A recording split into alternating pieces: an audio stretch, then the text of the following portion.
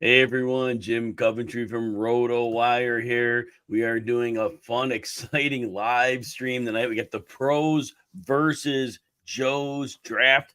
This will be a draft. There are six of them. Five, I believe there's a seventh one, which is a slow draft, and I'm not sure how that one shakes out. But to point right now, this will be the fourth draft. There were three drafts last week, and then there are three drafts this week. This is an FFPC draft. There are many streams of the show going on. So when this one's over, if you're checking us out here, you certainly can go and check out other shows as well. I notice the sun is on my head, so I'm moving the shade down very quickly here.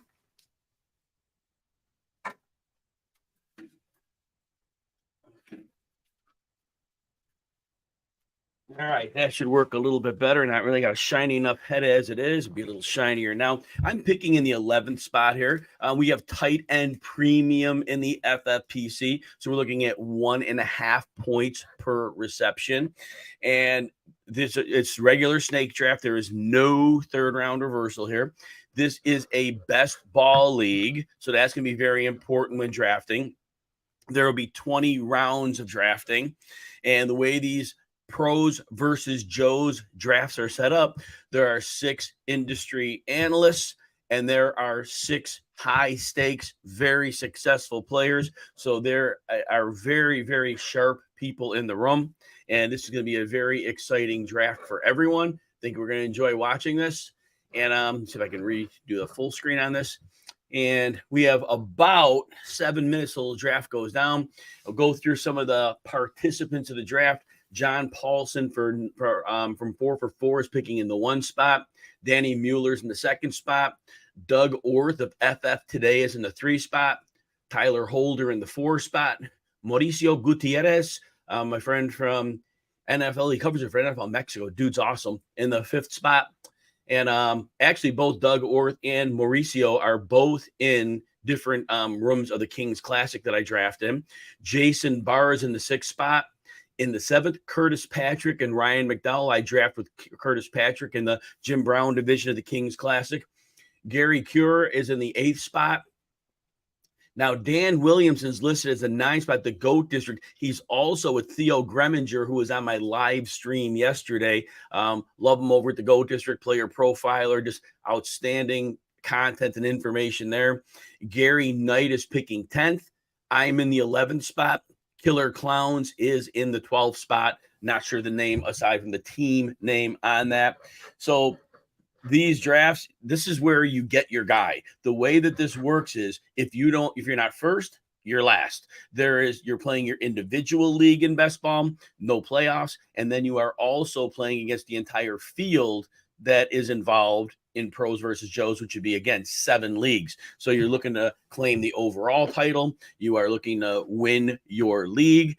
And aside from that, again, if you don't win, if you're not first, you're last. So this is a very important one to get your players. That's probably the rallying cry of it all. If there are players that you feel you need to have to come out of the season the way you want, then that is the approach that I believe must be taken.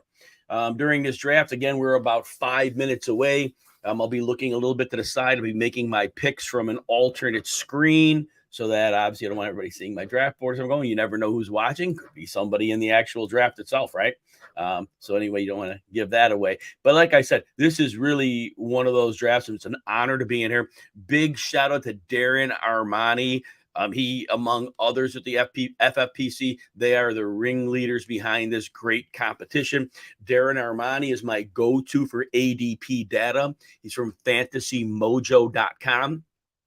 It is subscription service and it is worth every penny you pay. You can get multiple high stakes leagues ADP. You also can get it down to the last 3 days. For instance, we have Jonathan Taylor news right now, and realistically, we're not quite sure, what his story is going to be, whether he's going to play with the team or not. But when you want to know ADP in a couple of days of Taylor being gone, you don't need that full summer ADP that does not help you at all to the current, you would want that up to the date ADP that Darren and Fantasy Mojo provides, so that you are just aware. Again, ADP is not our boss, not our master, but certainly we want to know a feel. Like if you're drafting, will you have access to a Jonathan Taylor in the end of the second round or in the middle of the third round?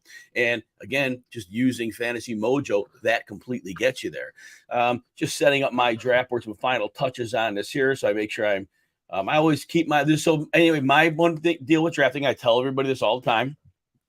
What I always set up is that we have a board with a line of quarterbacks, running backs, receivers, and tight ends. I don't do a big 150 or 250 board. I have one, but I don't use those for drafts. I always want to see how the player positions are evaporating and where I have my players tiered. It allows me to go with the flow of the draft. I always want to make sure we're pliable and flexible during a draft. You may go in with some type of a plan, but the plan is really, where is the board going to take me? And I think that's the important thing we need to consider here. So that said, we are a couple minutes away. I am going to make sure my board here is finalized and my documents on the screen are as I need them. Easy to draft players. So I got my draft screen there, 1 minute and 40 seconds. Wait, remember, recap on this 12-team league. It is best ball. There are 20 rounds, no third round reversal. This is FFPC, so we just go straight through snake the entire through. Tight ends are premium, 1.5 point per receptions, full PPR the rest of the way.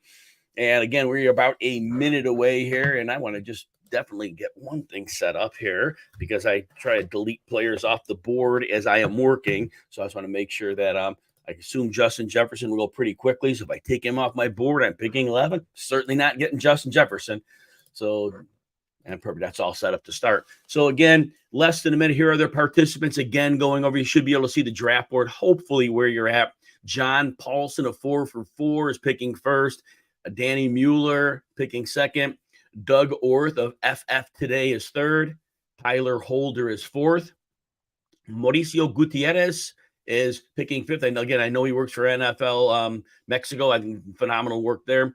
Number 6, Jason Barr. Number 8, Curtis Patrick and Ryan McDowell. Number 8, Gary Cure. And number 9, Dan Williamson and Theo Greminger of the GOAT District. Number 10 is Gary Knight. I'm picking in the 11th spot, Jim Coventry from RotoWire. And number 12 is the Killer Clowns. And this is actually set up where the analysts are picking in the odd spots and the great high stakes players are playing in the even spots. I don't know if that's just happen chance. Didn't pay attention to that in the prior years. I've been fortunate. This is my 3rd year in pros versus Joes. We are on the clock and we are starting with John Paulson. I'm excited to see where John goes here. Travis Kelce, again, it's a tight end premium league. And so clearly getting that 1.5 for a player that can lap the field, that is a phenomenal move by John Paulson to start it out. Travis Kelce, 33 years old this year. Not worried about it, right? He has not shown signs of decline. No reason to shy away from one Travis Kelce. We have Danny Mueller on the clock, and he's down about 40 seconds here. And he goes to Justin Jefferson. So, again, obviously no surprise there other than those who thought Jefferson might go first, but in the 1.5 per tight end reception, Travis Kelce is a very viable number 1 overall pick, especially if he creates the distance he did between the field last year. Then that would clearly make him a great separator within the draft. Doug Orth of FF Today is currently on the clock, and Cooper Kupp goes in the 3rd spot. Now, Cooper Kupp is a player I had this high earlier in the summer, and I just situations around him, I backed off a little bit, but I still make the case where Cooper Kupp was a PPR per game. He was still number 1 last year, not the pace of 2021, but he was still the top receiver in the game. So should Matt Stafford stay healthy, Cooper Kupp certainly is very viable there. Jamar Chase goes 4th. I imagine Tyler Holder has to feel he got a very good value with Jamar Chase in that spot. Mauricio Gutierrez is on the clock. And in the 5th spot here, Again, we have a tight end and 3 wide receivers off the board. Tyreek Hill goes to Mauricio, and again, another wide receiver. Not a real surprise here. My guess is we may have a running back or two coming up fairly soon, and Christian McCaffrey is sure to form, does come off the board there. So our first running back goes at the 106 to Jason Barr. Curtis Patrick is currently on the clock here. And I need to adjust. I have a couple different documents I'm using here to help me navigate through this draft the way I like to. That one's going to be set up for me. Perfect. All set up for success here. All right. And Curtis Patrick, about 37 seconds on the clock. Again, we have one running back. We have a tight end. Bijan Robinson at the 107. Alan Seslowski of RotoWire will take Bijan Robinson very, very high in drafts and doesn't think twice. And with the usage the young man will get, probably no issue with that either. Gary Cure's on the clock. And then we got the GOAT district at 9 after that with Theo Greminger and Dan Williamson. I'm a few picks away. Kind of have a good suspicion of which types of players will be on the clock when I'm up. Austin Eckler comes off the board. So that's a string of 3 straight running backs. We have Dan Williamson and Theo Greminger on the clock. So we went tight end, 4 wide receivers, 3 running backs. Just an interesting configuration. Nothing wrong. These are all solid first-round picks. The players you would expect to go in the first 8 picks. Bijan Robinson sometimes in the top 8, maybe more than not. Sometimes a little bit out, but again, clear first-round choices. Obviously, nobody's going to make a mistake in the first round and do anything completely crazy unless they're going for a stack, in which case you might see something a little different. So again, Dan Williamson and Theo Greminger, the GOAT district, are on the clock here. This is going to be a fun draft today. Again, it's best ball, 20 rounds. It's pros versus Joes. We have 6 industry analysts, and we have 6 high-stakes accomplished players. CD Lamb comes off the board, and so now I am on deck next. And Amon-Ra St. Brown goes off the board. And for me, this becomes a fairly easy pick. I do enjoy drafting A.J. Brown here. So A.J. Brown is going to be my selection. And now the Killer Clowns are on the wrap. And we will see how they go with this. So right now we had 7 receivers out of 11 picks. We had different runs. Stephon Diggs goes to the Killer Clowns. So we had Kelsey, 4 receivers, 3 running backs, and 4 wide receivers. Nick Chubb goes off the board, a player I was going to strongly consider there, and maybe I'm happy about this. Let's see how this works out. Now, Nick Chubb is a player I was falling into the second round, but I am going to go, you know what? I am enamored with Garrett Wilson this year. I think he is going to have an outstanding season, so Garrett Wilson is going to be my pick. I see Garrett Wilson playing with Aaron Rodgers. I don't believe they have a viable number 2. And I therefore think that we are going to see excessive target volume from Garrett Wilson. Saquon Barkley is off the board. So right now, coming back on from the term, we have 2 of the 3 teams have a wide receiver running back build. I did go 2 wide receivers. I was very open to taking Nick Chubb, but I wanted to go where the value fell. Mark Andrews, remember, this is 1.5 points PPR for your tight ends. So Mark Andrews in the second round, very defensible pick by the GOAT district, Theo Greminger and Dan Williamson. And Devontae Adams go to Gary Cure. So now we have 3 teams with a running back receiver set up to start. And let me get Devontae Adams on my board. All right. All right. So as we're going here now, 4, 5, 6, 7, 8, 10 wide receivers are off the board, 5 running backs, and 2 tight ends. Again, tight end premium, best ball league. Curtis Patrick and Ryan McDowell of RotoViz are currently on the clock. Looking forward to seeing where they're going to go. Now, the next 2 picks, Curtis Patrick, Ryan McDowell, and then Jason Barr, both started with a running back. So we will see if they come back. And Derrick Henry goes to Curtis Patrick. So they are going strong to the running backs early. A nice pair of the running backs with Bijan Robinson and Derrick Henry. Let's see what Jason Barr does here after opening up with Christian McCaffrey as his choice. All right. So far, again, nice pace of this draft here. We're already through about 18 picks.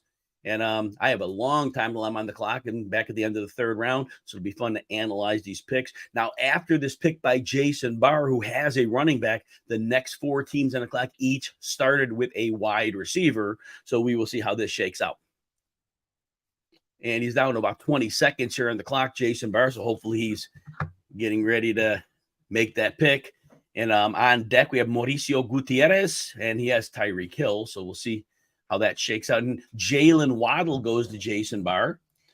So now that's another team that has a running back receiver. There are 4 teams that started out that way. And we have 2 teams that have gone. No, I'm sorry. I'm the only team that went wide receiver so far. And then one team went running back, Curtis Patrick. And then, of course, we have 2 teams at tight end so far. And it'll be interesting to see where John Paulson goes at the end of this round. Tony Pollard's off the board. So we do see a lot of starts of running back and wide receiver. As I note, this is the 5th team out of 8 that have gone running back, wide receiver. So nice balanced starts for many teams. It'll be interesting how the board opens up for me now that I have a pair of receivers. We'll have to see where I'm going to go. Currently, I have A.J. Brown and Garrett Wilson. I'm excited about that start. A.J. Brown, I think there's a world where the Eagles have a little tougher schedule this year, and instead of coasting in the second half and leaning on the run game, there's a world where their games may be more competitive, and they may have to throw more than they did this year. And in that case, I think that even though A.J. Brown had 1,400 yards, I think he could get in that range of category that where the elite live. And I'd like to see that happen. If A.J. Brown ever got us 165 targets, I think we'd be excited about that. All right, Tyler Holder is a second team to go wide receiver with Jamar Chase and Devontae Smith. And there we go there. And now we have 2 more teams. Doug Orth is on the clock right now. He has Cooper Kupp on his roster. And then Danny Mueller on deck has Justin Jefferson. We'll see if they continue to move with the receivers or if they go running back or elsewhere. I'd be surprised at this point if a tight end went here, because with these players coming up on the wrap, if they really wanted one, they could get one in the next round. But we'll see how that shakes out as well. I'm going to look ahead to my draft board. I got my ideas already set up here for where I might like to go. It's a while away, but you got to be consciously aware. Jonathan Taylor, with the discord of, not basically right now, not in camp. We'll see what happens. But Doug took him at the end of the second round. That's a big value. That's more than a half a round value of what he had been before this. We'll call it a holdout. I guess I don't know quite what it is, but he definitely isn't happy right now. So we'll see how that works out. But he did go in the middle of the third round in some draft, but Doug Orth took the value and said he's cashing in on it. Chris Olave goes to Danny Mueller. So that's a Justin Jefferson, Chris Olave start. We have 3 teams that have gone receiver, about 5 or 6. 6 teams have gone 1 receiver, 1 running back. We have a 2 tight end build from Curtis Patrick and Ryan McDowell. And then, of course, the CeeDee Lamb, Mark Andrews. Now, John Paulson comes out aggressive, and he goes Travis Kelce, and then comes back with Patrick Mahomes. So he has that Chief stack. So that's a real nice early Chief stack. Obviously, this year we know the quarterbacks are going off the board very early, and this just plays right along with that idea of how they're going to go. But it's a phenomenal stack and getting leverage on a field for John Paulson. John's as good as they are in the draft room, and we have a ton of great drafters in here. John Paulson doing great things for a long time. Definitely a fan of John. A lot of people I'm a fan of in this room. We'll see as he goes to make his second pick. So right now he has gone quarterback, tight end. It'll be interesting to see the running back, wide receiver build, how that goes for John. But again, with the leverage he's been able to create on the field so far at tight end. And he comes in with Jahmyr Gibbs next. So there we go. Solid pick right there. And I just want to take one look at something here. Okay. Yeah, I have some determinations to make here as I get down the board a bit. All right. And Danny Mueller's on the clock, and now he's gone wide receiver with Justin Jefferson and Chris Olave. We'll see if he extends that out to go with another receiver or if he dips into the running back pool, which would be interesting to see. So far, 9 or 10 running backs off the board. going to be hard to count as I'm on the fly here. Jalen Hurts goes off the board. So our quarterbacks have both gone right around the second, third round turn.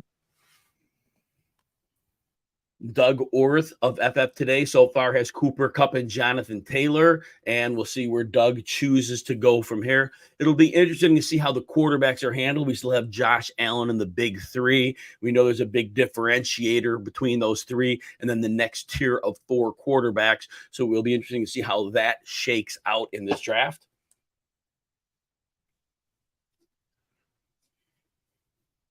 It's going to be interesting as I read this board to see where the values go. I pick 11. Doug Orth comes back with Ramondre Stevenson. And so now Doug has Taylor, Stevenson, and Cooper Kupp. Tyler Holder wants to go with that tight end premium scoring. Comes in with TJ Hawkinson at the 304. So we have 3 tight ends off the board in 39 picks. We'll see from there how it goes. We have another tier coming up, but very much in the 1.5 PPR for tight end scoring. Those 3, Kelsey is his own tier, and then Andrews and Hawkinson, especially based on what we saw last second half of the season from Hawkinson in Minnesota, they would basically be your second tier of tight ends, and then we'll have another tier coming up fairly soon. And I imagine these will get drafted aggressively. Again, if you're just tuning in here, it's the FFPC Pros versus Joes. This is the 4th live draft. There were 3 last week, I should say. I believe it was Sunday, Monday, Tuesday, but something like that. Now, this is the 4th of those drafts. DK Metcalf goes to Mauricio Gutierrez. So Mauricio has come in with Tyreek Hill, DK Metcalf, and Tony Pollard. And so now we're beginning to see some of the balance of the rosters take place. Jason Barr is on the clock with a running back, McCaffrey, Jalen Waddle. On deck, we have Curtis Patrick and Ryan McDowell, who started the only team that started running back, although now 2 teams have a pair of running backs, Doug Orth in the 3 spot as well. Check this real quick. All right, good here. All right, so we are looking through Jason Barr takes Josh Allen. So our big 3 quarterbacks are now off the board. And that's through the exact middle of the 3rd round, very much as anticipated. I'm about 5 picks away until I'm up. And we're looking here. Let me see, change something on this draft board. All right, here we go. Get myself set up for success here. T. Higgins, I think that's a very good value on T. Higgins going to the second half of the 3rd round. T. Higgins, a player I love. We had those 2 games last year with a total of 11 snaps. So if we look at those seasonal numbers, I really think they belie what T. Higgins truly is. And I still think there's another big step forward for T. Higgins. Not worried about the Burrow calf injury. Almost from the injury, almost 6 weeks to get ready for the season. I would imagine that's not an issue. Lamar Jackson goes off the board here. And so now we are dipping into the quarterbacks a bit further. So we're going to see how this shakes out. Dan Williamson and Theo Greminger of GOAT District are on the board. 4 quarterbacks up. They have Mark Andrews and CeeDee Lamb. They do not have a running back yet. We will see if they choose to address that position. Keenan Allen goes off the board. And I'm going to be on deck, so I probably won't be quiet. I got my board here, so I'm probably in pretty good shape with what I would like to go after. Deebo Samuel comes off the board. So this puts me on the clock. I've got a little time. I might burn a few seconds or I'm looking. So receiver. I am going to go. I'm going to shoot for a little upside here. I know he gets his snaps limited as a runner, and this wouldn't be the ADP play. But let me, where are you at here? Get down to this. And I am going to go to Travis Etienne here. I think if they get him involved as a pass catcher, he could be extremely valuable. If they only give him the 3 catches a year from last year, that would be a little disconcerting because, again, we know they limit his carries. But and they brought in Dearness Johnson. They drafted Tank Bigsby. So there's a little bit of concern there. Killer Clowns are on the clock right now. And it'd be interesting to see if they dip into the quarterback pool here. So far, there are 4 quarterbacks off the board. Calvin Ridley gets drafted. And let's see here. And so I'm 1 pick away here. All right. And then Justin Herbert goes. And you know what? I almost feel the need. 3, 4, 5 quarterbacks are off the board. There are quarterback. If I pass on a quarterback here, the odds of me getting what I want could be very slim coming back. So I do think this needs to be addressed. I can go for the extreme upside of Justin Fields. I could go for the safety of Joe Burrow. I think I'm going to go with Joe Burrow because I love Fields' upside. I would prefer to have the stable floor and potentially the great ceiling. So I am going to go with Joe Burrow. It was close. I got those guys interchangeable on my board. I like Justin Fields a lot, but running quarterbacks, maybe the injury factor. Last year we had the shoulder late, so that'll be interesting. So Kyle Pitts goes off the board to Gary Knight. So now as we're coming around the 4th round, we're looking at some roster builds here and to see how things are moving along. And the Killer Clowns who picked 12th. So basically quarterback Justin Herbert, running back Nick Chubb, and 2 receivers, Diggs and Ridley. Myself, I have a quarterback of Joe Burrow, running back and Travis Etienne, and then A.J. Brown and Garrett Wilson as my wide receivers. And then Gary Knight, who just picked, has a running back in Saquon Barkley, 2 receivers, Amon-Ra St. Brown and Deebo Samuel, and then Kyle Pitts, the tight end. That's the 4th tight end off the board. Again, those who are following, this is tight end premium, 1.5 points per reception. Dan Williamson and Theo Greminger of the GOAT District did take Justin Fields. And in my mind, that is usually the second tier of quarterbacks at that point is gone. Some people may consider another quarterback in that tier. We'll find out how aggressively these next 2 quarterbacks get drafted. I'll also like to see because I had 2 quarterbacks I would have been happy taking at the end of the 5th, but they easily could be gone by then. So it'll be interesting to see if it was smart for me to take a quarterback here. I really feel like after the top 8 or 9 quarterbacks that the drop off is substantial, and I really don't want to be outside of that field. And again, in best ball, you're going to probably need multiple quarterbacks, so you got to address that, because if you really fall behind the curve there, you could be in a whole lot of trouble. So anyway, we do now again have the big 7 quarterbacks off the board, and that is through 40 picks in the draft. Amari Cooper goes to Gary Kerr. So he's got Devontae Adams and Amari Cooper to go at quarterback, Lamar Jackson and Austin Eckler. We only have 11 running backs off the board, and we are in the middle of the 4th round. Yes, things have definitely changed in the fantasy landscape this year. We've seen it in previous preseasons. And then often we get to the teeth of draft season, and then all of a sudden that goes away. Not this year. It's not going to go away this year. This year is going to be, some home drafts may be different, but we are going to see those running backs go off the board a lot less liberally than they have in the past. And the wide receivers, you've got to get your receivers, because the big names are going to be going off the board quickly. 19 wide receivers. It was 19 wide receivers, and I believe I counted 11 running backs. And then with the tight end premium, had the 4 tight ends, so that skews it a slight bit. If you're not in tight end premium, obviously you're not looking at the ADP on the tight ends for that. The quarterback, though, I tell you what, it's going to be more and more like this as we go. The rounds are getting pushed up. They used to, like the 5th round, you used to be able to get some of those top 7 quarterbacks. That's not happening a whole lot. Terry McLaurin goes off the board right now.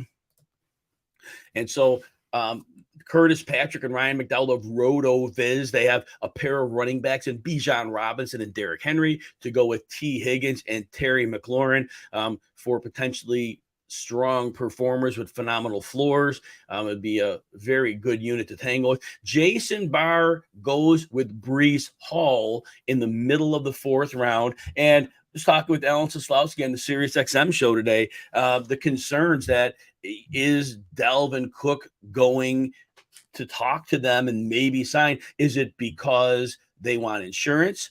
Is it because they don't feel Hall is ready? don't know. And that uncertainty, obviously, if Brees Hall, there had been, all great reports all along, obviously he would gone at least a round earlier. And clearly this is a non-starter, but had he not suffered the ACL, he would have been gone in the first 6 picks of the draft, maybe 7 picks. But that level of back. Christian Watson goes off the board. So Mauricio Gutierrez now has Tony Pollard with a trio of wide receivers in Tyreek Hill, DK Metcalf, Christian Watson. Josh Jacobs, a polarizing player in drafts for sure.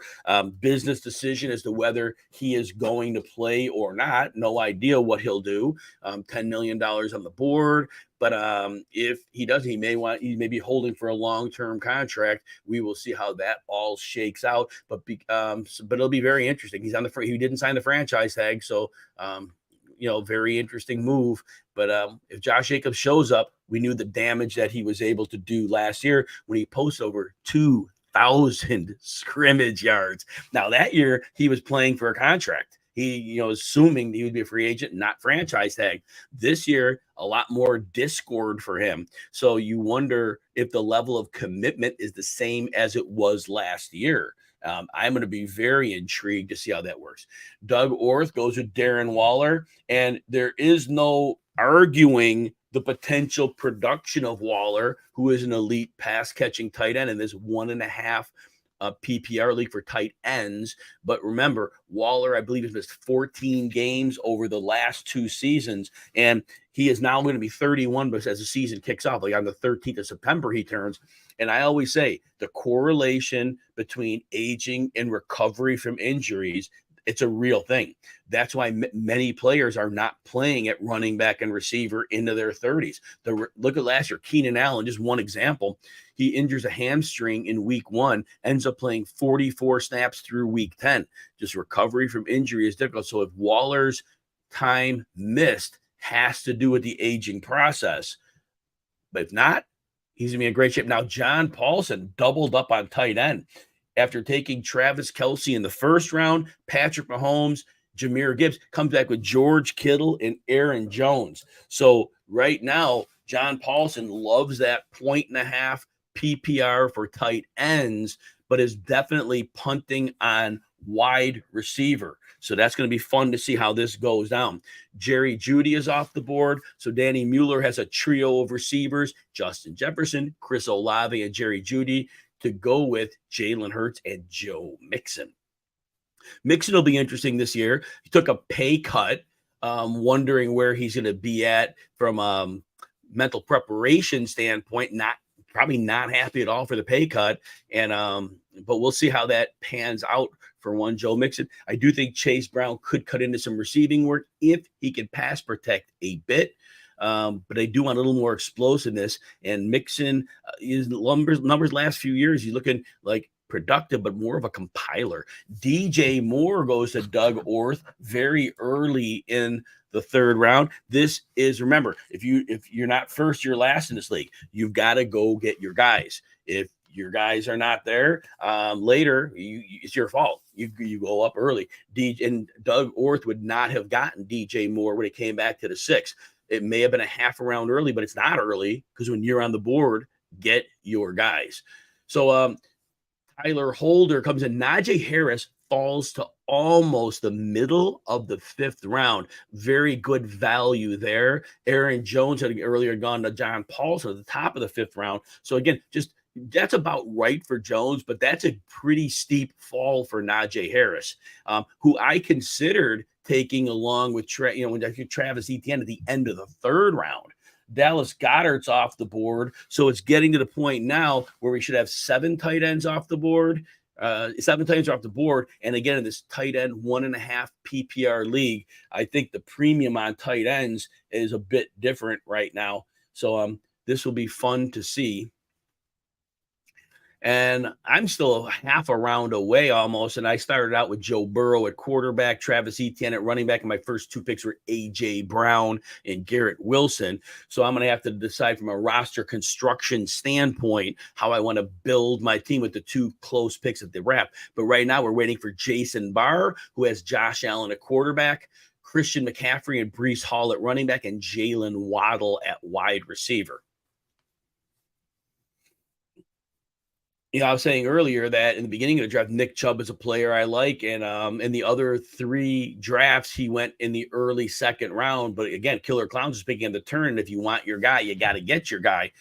Jason Barr goes with DeAndre Hopkins. It'll be interesting to see DeAndre Hopkins because where he's going here, he goes as the wide receiver 24. I have been about wide receiver 30. It's really close. It's right around the same ballpark. But I just have kept concerns because when you go to Tennessee, you're a run-based offense with Derrick Henry. The defense is usually coached up very well by Mike Vrabel, and they're going to run. And when they pass, it's like DeAndre Hopkins. He's been hurt the last 2 years. He was suspended last year. Again, he's over 30. That the injuries, they pile up a bit. He was never a big yak guy, but his 14th percentile last year. Trevor Lawrence goes off the board here. So now we're 8 quarterbacks down, and we are through the middle of the 5th round. And so as I come up now, remember, I took Joe Burrow at the beginning of the 4th, and 2 quarterbacks have gone since, Fields and Lawrence. I was between Burrow and Fields. It was close. But realistically, at this point, I only have one other quarterback that I would have considered coming back at this pick. And it's right now, it's likely that quarterback is still on the board because one of the next 3 teams does not have one. But you're really playing that tightrope line on the quarterback you want. But again, in this best ball league, I really wanted that high functioning quarterback. And like I said, with Joe Burrow, I'm not worried about the calf injury. Cam Akers goes off the board. So now Gary Cure has Eckler and Akers to go with receivers, Devontae Adams and Amari Cooper and Lamar Jackson. I'm a couple picks away. Dan Williamson and Theo Greminger of the GOAT District are up. They have Justin Fields at quarterback. They now have a trio of receivers by adding Drake London. They have London, Keenan Allen, and CeeDee Lamb. And I am on deck here, so I'm going to probably be somewhat quiet for a minute here. Miles Sanders goes off the board here. So I am going, look, there's a play. I got to get my guy here, okay? This is very important for me. My guy is Mike Williams this year. I am adding Mike Williams to my team right now.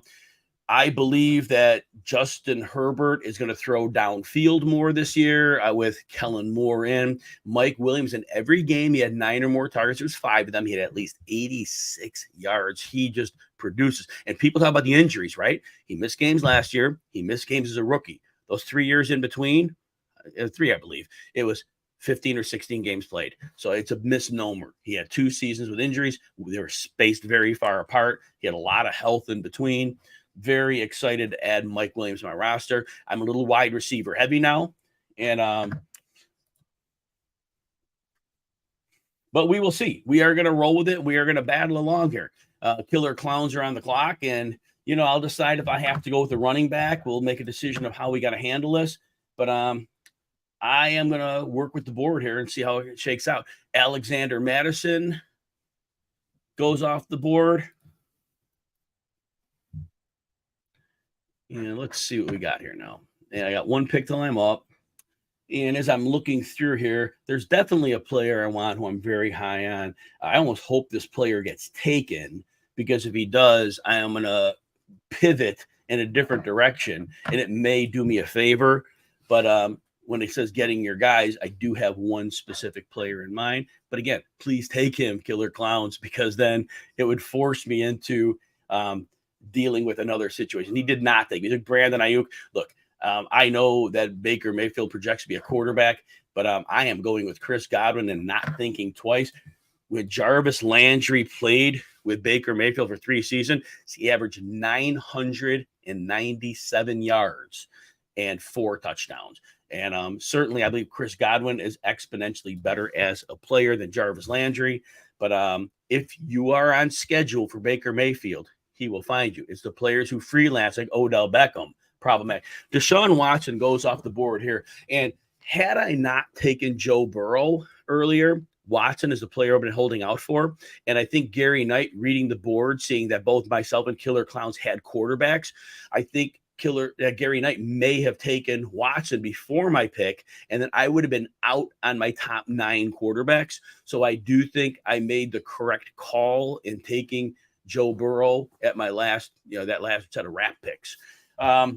Christian Kirk goes off the board. So Dan Williamson and Theo Greminger of the GOAT District, they now have 4 wide receivers on their team. Let me take Kirk off of my board here. So it's CeeDee Lamb, Keenan Allen, Drake London, and Christian Kirk to go with Mark Andrews at tight end and Justin Fields. They have gone with no running backs to this point. Very interesting strategy. And I want to take a look at my, well, I'll scroll that up a bit. Okay, I'm in good shape with that. Okay, I know exactly where I need to go. Okay, so as we're looking at these configurations, like we said, there's a tight end premium scoring. So it's 1.5 points per tight end reception. And so we have 3, 4, 5, 7 tight ends off the board. At some point, we'll see another 1 or 2 go. And then I think there may be a little bit of a lapse before taking them. Quarterbacks would be interesting here. With the 9 off the board, I personally think there is a fair drop-off, and we'll see how other players handle it. And the situation in Indianapolis with Jonathan Taylor, I wonder if that's going to impact the quarterback position. I did mention another tight end may go, and Evan Ingram was the one I was thinking about. And Evan Ingram does go to Curtis Patrick and Ryan McDowell. They have a very balanced team with Trevor Lawrence at quarterback, a pair of running backs in Bijan and Derrick Henry, pair of receivers, T. Higgins, Terry McLaurin, and Evan Ingram. And then the prior pick, which I didn't announce, Deontay Johnson goes to Gary Kerr. I'm definitely hoping that Gary's hoping that Deontay Johnson has a little better productivity on the 147 targets he had than he had last year. It was a very low efficiency situation. And I am concerned for Deontay Johnson because I think ultimately George Pickens might not mesh with Kenny Pickett's skill set, but George Pickens is an elite player. Pat Freiermuth is a factor in the middle field. Kenneth Walker goes to Jason Barr as a 3rd running back. And we were talking about injury news in Seattle. We heard earlier today and that Zach Charbonnet has a shoulder injury. No word as to his return. That could mean a week. It could mean a month. It could mean more. It could be a day.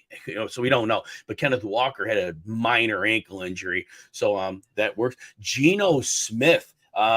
That is a pick Mauricio Gutierrez took. I have to think if he wanted Geno Smith would have been there and another about round later when he picked in the 7th round. I have to think that Geno Smith would not have been there. Geno Smith was a declining player in the second half of last season as things were getting figured out around him. And I know he had a career year in his 30s, but he has weapons. So we can't discount that. But, Shane Waldron did wonderful things with that offense. Marquise Brown just came off the board. But, Pete Carroll's history is when he lets that offensive coordinator kind of roll with the passing game for a year, it's that second year. He just backs off it and not so good. We'll see what happens there. But it'll be interesting to see out of Seattle. Geno Smith. Dameon Pierce is off the board. And so that goes to Doug Orth, who has 3 running backs, Jonathan Taylor, Ramondre Stevenson, Dameon Pierce, 2 receivers, Cooper Kupp and DJ Moore, and Darren Waller. So Doug is going to punt quarterback and go with one of the later options. There are 10 off the board so far. But again, at this point, it probably is going to be a little bit of a waiting game on quarterbacks as it is. Danny Mueller is on the clock right now. Trio of receivers, Justin Jefferson, Chris Olave, and Jerry Jeudy.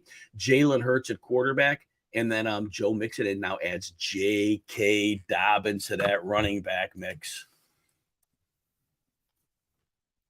All right. And then, so John Paulson, after punting wide receiver for 5 picks, comes back strong, going with the pair of Tyler Lockett and Mike Evans. Not quite the Social Security team, as both are into their 30s, but 2 very highly productive players that continue to get it done year in, year out. No reason to fade either of them. Jackson Smith and Jigba goes right after Mike Evans and Danny Mueller. Look, you got a camp buzz. I just still have very big concerns. Look, we know Pete Carroll loves to run the ball and play defense, and they love their 2 tight end sets. Now, is he willing to go to 3 receiver sets? If he is, Jackson Smith and Jigba could see a lot of playing time. Personally, as good as he is as a rookie, I just don't see him cutting in any significant manner to the target share. Certainly of DK Metcalf. They're not similar players in any way. Tyler Lockett has been money for that team forever, and he has to be a team favorite, a coach favorite. He does what they ask. He's not declining in any way, and so that would be a very interesting thing to see how Jackson Smith and Jigba shakes out. Sometimes they talent rise to the top, but it's not like DK Metcalf and Tyler Lockett are an extremely talented player. Michael Pittman goes in the 7th round. Pittman battling back from a hip injury, but in practice, we'll see how his coordination, chemistry with his quarterback Anthony Richardson goes. We had a little bit of a run of running backs here, and between the 5th and the 6th round, 3, 4, we had 7 running backs go in those 2 rounds, and obviously we didn't have them early. So these types of running backs a year ago, this group of them would have gone in the 4th or so round, but certainly now with the heavy emphasis on receiver, the quarterbacks going early, and also this is a tight end premium league, 1.5 points per reception. So remember, as you're looking at this draft and you're like, what the heck? These guys are on the board. That's the point. DeAndre Swift comes off the board. And DeAndre Swift is now the 3rd running back for Tyler Holder, who has Josh Jacobs, Najee Harris, and DeAndre Swift to go with 3 receivers: Jamar Chase, Devontae Smith, and Marquise Brown, and then TJ Hockenson at tight end, along with Doug Orth, the 2 teams in the early part of the draft that have punted quarterback to this point. Every other team now does have a quarterback, so Doug and Tyler may be willing to play the waiting game. Rashad White goes, and again, the running backs are starting to come off the board a bit here. Mauricio Gutierrez, Tony Pollard, and Rashad White to go with his trio of receivers: Tyreek Hill, DK Metcalf, Christian Watson, and Geno Smith. I'm about 5 picks away from going myself. I do have my short list of players that I am looking at here for my turn. So far, my team, I have 4 receivers. I have Mike Williams and Chris Godwin. Recently, early in the draft, A.J. Brown, Garrett Wilson. I have Travis Etienne at running back and Joe Burrow at quarterback. And so I have a couple different options and ways I can approach my pick. Really depends who comes off the board in the upcoming picks. There are position needs I have, but then there are talented players that, hey, is it okay to have too much at one position? Maybe not. Best ball league, so we got to factor that in as well. Pat Freiermuth goes off the board, so tight ends continue to move here. And rightfully so. It's a 1.5 PPR for tight ends. So Freiermuth now, I believe, is the 8th tight end off the board.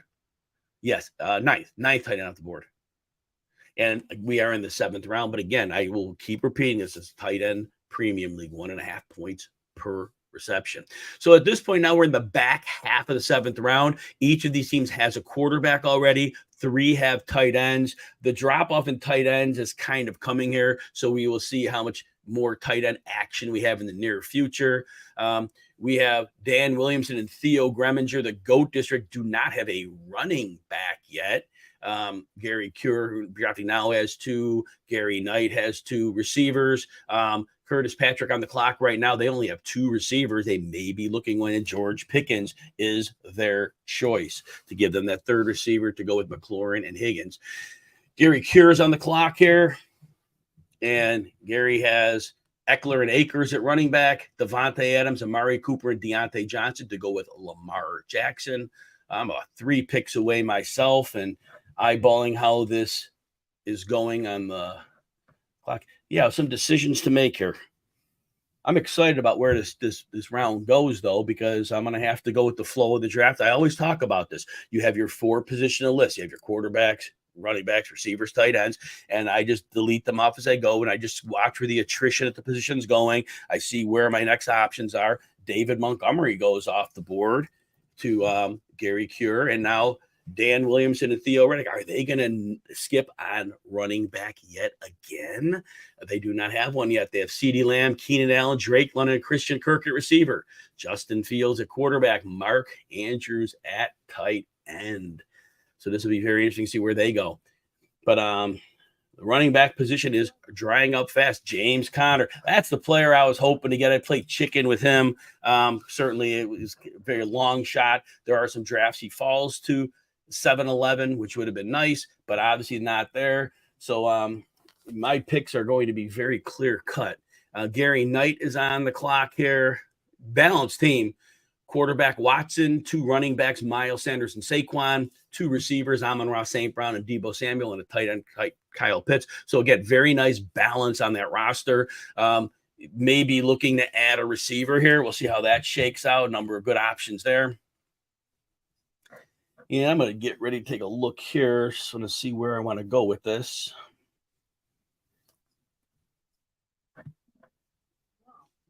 Gabe Davis goes off the clock. All right, so as I'm looking here, this is PPR, and I do know a player I like, but you know what?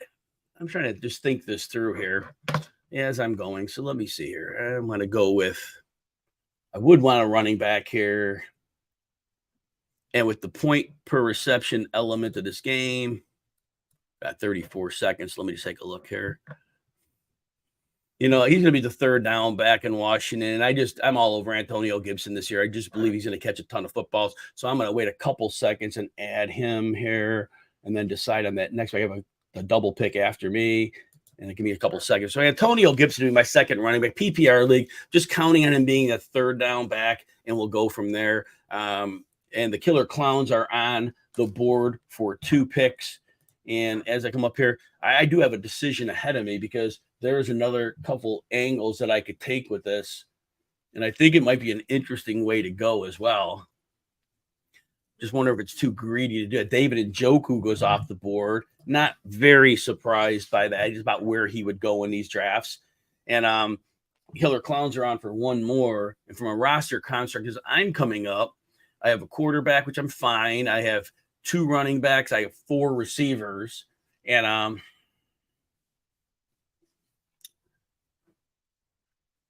just trying to see where the value I like is at. Killer Clowns doesn't take a particular player. You know what? I am going to do this. I don't quite know how they're going to utilize him, but I do think I need to go with James Cook here. I want to have another running back. I do think he'll be heavily used as a receiver. I think he can get a little more work in the running game than I'm imagining. So I'm going to double up on those running backs. And Jahan Dotson went to pick before me. And so I think from a roster construct standpoint, going with 3 running backs, 4 receivers, and a quarterback. Obviously, I punted tight end to this point, and it just is what it is. 1.5 PPR. I would have liked to have had running backs. I just prefer my roster construct as it is. Javonte Williams goes off the board, and clearly with the news coming out of camp for him and Sean Payton, there certainly could be a very nice role for Javonte Williams if he's back to full health. Running back 29 is about where he had been going as it is. So it's didn't great ADP for good news coming out. The one thing I do think about those, I would love to see Javonte Williams as a receiver, but I don't think we can make the lazy analysis and say that, well, Javonte Williams is going to be the receiver like Alvin Kamara was in the Sean Payton offense. We have to understand a couple of things. First of all, Alvin Kamara, the devastating receiver, but Drew Brees, in my opinion, was the best screen game quarterback of our era. And what I mean is this: not just throwing the pass, but leading that back with the ball perfectly into the space required to gain yards. And Russell Wilson can dump the ball off, but to me, he's not a good screen game quarterback, and he's not looking. He's looking downfield. I don't think he's that guy that's going to consistently lead Williams into space. Williams is a very strong pick, but I just have very big concerns about how well Russell Wilson can make him work. All right, Jordan Addison goes off the board in the early part of the 8th round. It gives Dan Williamson and Theo Greminger 5 wide receivers at this point. CeeDee Lamb, Keenan Allen, Drake London, Christian Kirk, and Jordan Addison. Best ball league, remember that. And tight end Mark Andrews, quarterback Justin Fields, and 1 running back, James Conner. Yeah, I still, like I said, I would have liked to have gotten Connor. It stuns me. Connor was seeing 93% of the snaps down the stretch from week 10 on. He was almost 20 fantasy points PPR per game. He had a rotten line last year. He has a rotten line this year. No Kyler Murray down the stretch. No Kyler Murray to start the season. How is this not the same running back? And missed time. He had 1 year at 6 missed games. Otherwise, it's 2 to 4. Running backs missed time. David Montgomery and Rachaad White went before James Conner. And I can't, as I research, I mean, I think it through, I can't find one thing about Rachaad White that is better than James Conner. Like one single area. I can't find a single thing. And Rachaad White is just like going so far ahead. And Rachaad White is a garbage line as well. So it'll be interesting to see. All right. That said, we're moving on. Elijah Moore goes off the board in the middle of the 8th round. He's a player I absolutely love this year. I needed running backs more than I needed Elijah Moore. So therefore, I had to take a pass on that. It was just, I could not. I know what the running back board is going to look like in a few rounds. And I felt that if I didn't get Gibson and Cook, that there would have been a very big problem with solid running back play. And you're going to need 5 or 6 running backs in best ball. They get hurt. There's bye weeks, and it just becomes very problematic. The only redundancy I have in bye weeks, Godwin and Williams week 5, which I already have extra receivers, so I'll get more later. And then Burrow and Wilson in week 7. All right, Brandon Cooks goes off the board. So, yeah, it's being very clear right now. Obviously, we know in the 7th and 8th round, we know the types of players that are going. And these are your wide receiver 4s, your running back 3s. And this is obviously the section of the draft where they have to go. And but there's so many picks that have, potential for upside. Is picking those right options. All right, we are in the middle of round 8. Jason Barr is on the clock. Josh Allen. He has Treylon Burks. It could be a very nice value. DeAndre Hopkins, same team. All right. So Jason Barr drafts him. DeAndre Hopkins in the 5th, Treylon Burks in the 8th. And, look, DeAndre Hopkins is 31. And I know he got pounded a ton of targets last year, so his fantasy numbers looked okay. He was never a big yak guy, but 14th percentile after the catch. At this stage, Treylon Burks in year 2, and he was balling down the stretch before he had an injury, like he had a concussion on a 25-yard touchdown, but he was balling. At this point, do I know for definitive certainty that DeAndre Hopkins at 31 is better than Treylon Burks in the second year? Probably, but for the routes he's going to run, those slant routes, DeAndre Hopkins not running those. And the play action game they like to use, I think Treylon Burks is a better fit for that offense. Just me. Is he a better player? Maybe not. Alvin Kamara finally goes off the board. Still don't know league discipline on him. Interesting. He was as expected in the 8th round, running back 30, declining. Certainly not the player he was early in his career, but he's not going to be. They all age, right? But in the 8th round, getting Alvin Kamara as a running back 3, why not? Mauricio Gutierrez, a solid pick there. Once he gets likely through the league's discipline, then from there it moves forward. Quentin Johnston goes up the board to Tyler Holder, his 4th receiver. Now, Quentin Johnston, he's going to see the least attention. You got Mike Williams, Keenan Allen, maybe even Gerald Everett, right, a tight end, and Austin Eckler. Johnston, I don't know what he's going to be like in 3 years. But what I do know is this. With little attention on him, we know he can get yards after the catch. Getting him quick passes, not the worst idea in the world. All right, Kirk Cousins is off the board. So now 11 quarterbacks have been drafted. So only Tyler Holder doesn't have one. It was Doug Orth of FF Today who took Kirk Cousins. And a very balanced team right now. 3 running backs, Jonathan Taylor, Ramondre Stevenson, Damian Pierce. 3 receivers, Cooper Kupp, DJ Moore, Michael Pittman, Darren Waller at tight end, and now Kirk Cousins at quarterback. Now, Danny Mueller just took Kadarius Toney. In the 8th round, he had been going in the 7th round in a lot of drafts, and certainly we don't know what his status for the beginning of the season is. We know we don't see him on the field enough, but hey, we know what the deal is. If he's on the field at some point, it's a best ball league, so you don't have to decide when to start him, but definitely a player that you would like to have on your roster if you know he's going to play. Michael Thomas goes at the end of the 8th round to John Paulson. So John is buying in on the over 30 group at receiver, Tyler Lockett, Mike Evans, and Michael Thomas in the 6th, 7th, and 8th round. Then Isaiah Pacheco as his running back 3. More of that Chiefs stack. John's got Kelsey, Mahomes, and now Isaiah Pacheco. All right, looking good here. Dalvin Cook off the board. So Dalvin Cook makes it all the way into the 9th round as running back 32. Doug Orth back on the clock. As we mentioned earlier, fine balanced roster, quarterback and a tight end, 3 running backs, 3 receivers. You can go any direction here. In terms of tight ends, we're in a little bit of a lull here after David Njoku was taken. Anthony Richardson goes to Doug Orth, giving him a very nice duo of quarterbacks. Tua Tagovailoa is now, so Tyler Holder, if he was holding out for Richardson, Tua, as long as he stays healthy, will be fine. But that's the 13th quarterback going. Obviously, then Tyler Holder was the first team to draft one. So you got quarterback 13. Tua pans out, steal of the draft. But we'll see. And, best ball again, you're not going to the waiver wire. So if Tua does get hurt, that could cause major roster construction problems. That's the problem with best ball, and a player, but anybody's fragile, right? Any player could happen tomorrow. So we understand how that all goes. All right. So as we're looking through here, we are now in the middle of round 9. It's a 20-round draft here. It's the Pros versus Joe's FFPC draft. I do continue to point out it's tight end premium, which means 1.5 points per tight end reception, and 20 rounds, if I didn't just say that a moment ago. But that's really the only trick. There was no third round reversal. It's regular snake draft all the way through. We have 6 pros and then 6 Joes who are accomplished high stakes players.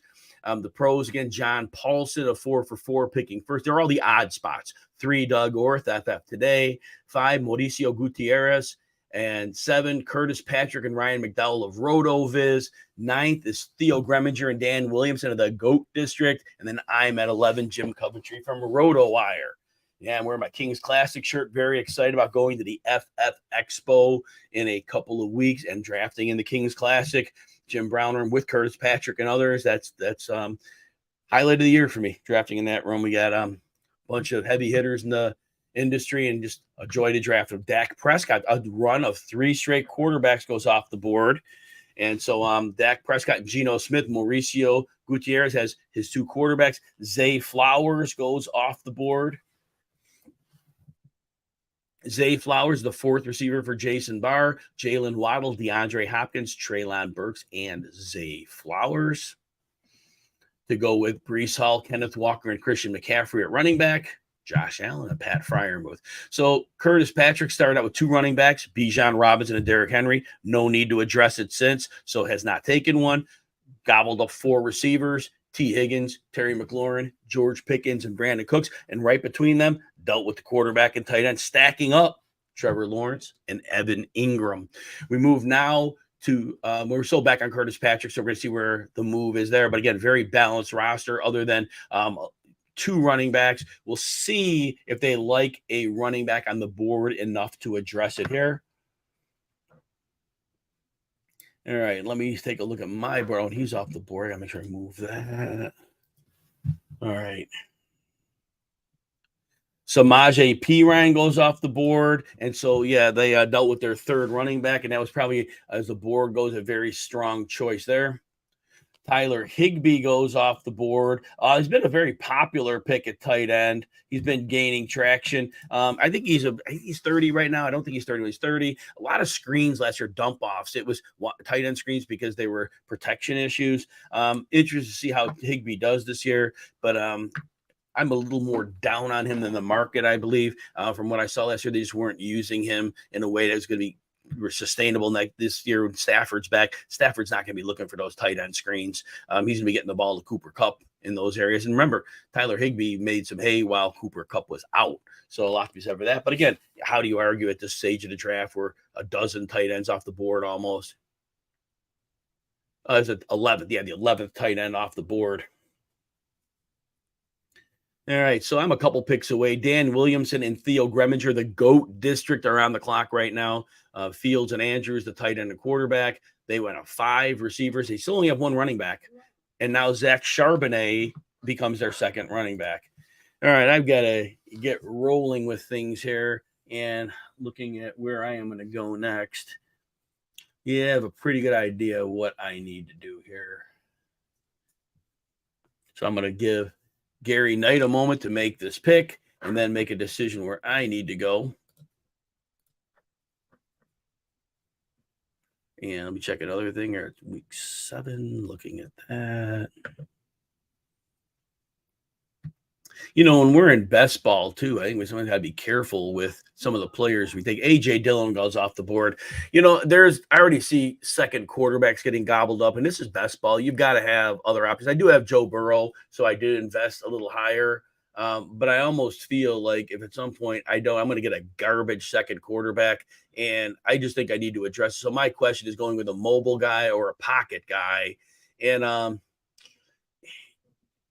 just think I think a running quarterback is probably the preferential choice here. Am I excited about Daniel Jones this year? No, but I did draft Daniel Jones. Let me get him drafted here. There we go. All right. So Daniel Jones, I did make him my second quarterback. We're going to go that route. And now I don't have to worry about second quarterback. Chiggy Okonkwo goes off the board. All right. And then I'm going to be up in a moment, and Killer Clowns are on for one more pick here.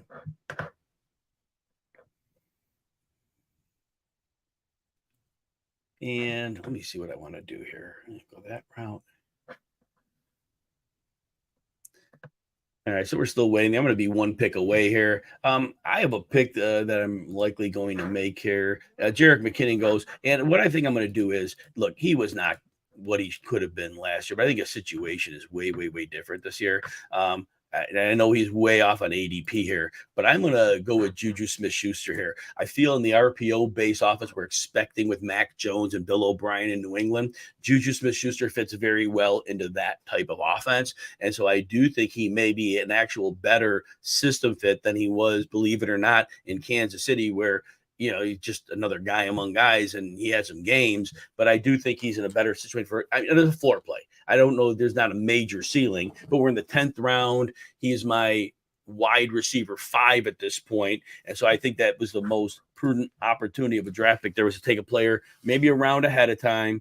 But again, I just want to make sure I have some floor guys in there in case I have injuries or things like that, where I just need that extra player. And really that gives me 5 receivers that I could go to battle with: AJ Brown, Garrett Wilson, Mike Williams, Chris Godwin, and Juju Smith-Schuster. So that puts me in decent position at the wide receiver position. Sky Moore goes to pick after that. And Sky Moore is a player that's right in that range. Certainly excellent opportunity to draft an emerging player. Devon Achane goes to the GOAT district. I just wonder how many touches he can realistically get in the game. And he's going to have to break big plays on a regular basis. Now, in that offense, can it happen? It definitely can happen. Mike McDaniel's offense definitely sets up players for success. And Greg Dulcich and Dalton Kincaid go back-to-back. So it's kind of getting some furious run on tight ends here. And as that goes, right? And the teams that wait a little bit later are definitely bulking up on them right now. And here I sit without one at all. And I probably am the only team, myself and Danny Mueller, team 2, are the only teams who have punted tight end in a tight end premium league. But I have some ideas. I still have some ideas. So we will see how that materializes. But overall, I do feel confident that I can bridge a small bit of that gap. Yes, I punted the position, so I'm not winning the league at tight end. We kind of know how that's going to go. So Gary Cure actually now went back-to-back tight ends, Tyler Higbee and Greg Dulcich. So solid move there. Dalton Kincaid gets paired up with Curtis Patrick and Ryan McDowell with Evan Ingram. And now we are going back to Dalton Schultz. So it is a tight end run here. Dalton Schultz, I think he is going to be a disaster in Houston. He was a catch and fall guy. Dak Prescott reads defenses at a beautiful level. And when he saw a play didn't work, he saw the middle of the field. And against those zones, Dalton Schultz, real easy target, catch and fall, beautiful. But a catch and fall guy doesn't do much for me. And now he's in Houston, and there is no Dak Prescott. And honestly, I think Houston could have a better receiver room than we think. And, Deco Collins is coming on. John Mechie's healthy. We'll see how that all shakes out there. But Dalton Schultz, I guess for being a second tight end in a tight end premium league, probably fine enough. And he did go way out, well outside the top 12 tight ends. All right, Rashad Bateman goes, and yeah, he's fallen all the way into the late 10th round because that cortisone shot in the foot. I think that people are very unsettled with this. So it's not been exciting. But hopefully he comes around. But with that injury right now, they're missing the end of last season. Cortland Sutton and Jamison Williams go. Tyler Holder gets Sutton, and Jamison Williams and Doug Orth. And I really do think that Jamison Williams, but yeah, he's going to miss the 6 games with suspension. But as a wide receiver 4 in the late 10th round of a draft, you definitely can make that case for saying he could come in and be a difference maker from day one. Brian Robinson, oh man, I wish I would remember what I was talking to on my show. I mean, I'm not even going to cite it because I'll say it wrong. But one of my guests on the RotoWire live show cited Brian Robinson as vanilla ice cream. And then Khalil Herbert goes next, and Rondale Moore goes to John Paulson. John Paulson breaks the chain of 30-year-old receivers by going to Rondale Moore. So there we go. So at least that. But again, the veterans that John Paulson took, clearly productive players. So no issue there. Rondale Moore off the board. And now we are into the 11th round. We are in the second half of the draft with that Rondale Moore pick. So I can scroll this up a little bit. Let's see what I can do here. Okay. Gerald Everett off the board. Yeah, tight ends are going fast and furious. And that now Danny Mueller, that's his first tight end. So he goes to Gerald Everett as his tight end 1 in round 11. That's the price that I'm also paying when you punt the tight end position. Doug Orth's on the clock, and 2 quarterbacks, Kirk Cousins and Anthony Richardson. Has 3 running backs, Jonathan Taylor, Ramondre Stevenson, Damian Pierce, and then at receiver, Cooper Kupp, DJ Moore, Michael Pittman, and Jameson Williams. Darren Waller at tight end. And Doug is making his 11th pick right now. Again, we are just in the second half of this draft. Hey, if you are looking for some good fantasy football content, I do the RotoWire Fantasy Football live show 5 days a week on RotoWire YouTube. You can get the link to that show on my Twitter page at Jim Coventry NFL, but you can bookmark that page on RotoWire YouTube. And that show, again, every day but Thursday and Friday in the preseason. Have a guest on at the end of my part of the show every day. Think you'll enjoy the show. We're doing some real good deep dives on players. Rashee Rice goes off the board in the 11th round, and he has a very good chance of starting there. And if he does, that could be a great situation. Now, I like what Tyler Holder did here. He goes with Rashad Penny in the 11th round, took DeAndre Swift earlier, and in a best ball league, my goodness, that duo could become, well, maybe they have standalone value, but if one or the other is on the field at a time, that could be a real punishing, one running back position to come out of it to go with Josh Jacobs and Najee Harris. So I like that. Damian Harris makes it all the way into the 11th round. That was actually quite a large fall for Damian Harris. And as he now goes in the 11th round of Mauricio Gutierrez. And that's Mauricio's 4th running back, Tony Pollard, Rashad White, Alvin Kamara, and Damian Harris. So just looking to pad that depth behind Tony Pollard, although he probably does think that Rashad White is the 3-down back, as many are reporting. Again, I'm very skeptical as to how that holds up over time, but maybe it will. He couldn't break tackles to save his life last year. Very thin lower body, which explains the low broken tackle rate, but he should catch passes. And at the end of the day, points per reception is a big deal in fantasy football. We are halfway through round 11 once this pick by Jason Barr is concluded. Jason as a quarterback, and now adds Zay Jones as a wide receiver 5. Zay Jones on the board. And getting a little closer to my opportunity to pick here. Got a few different considerations to make here.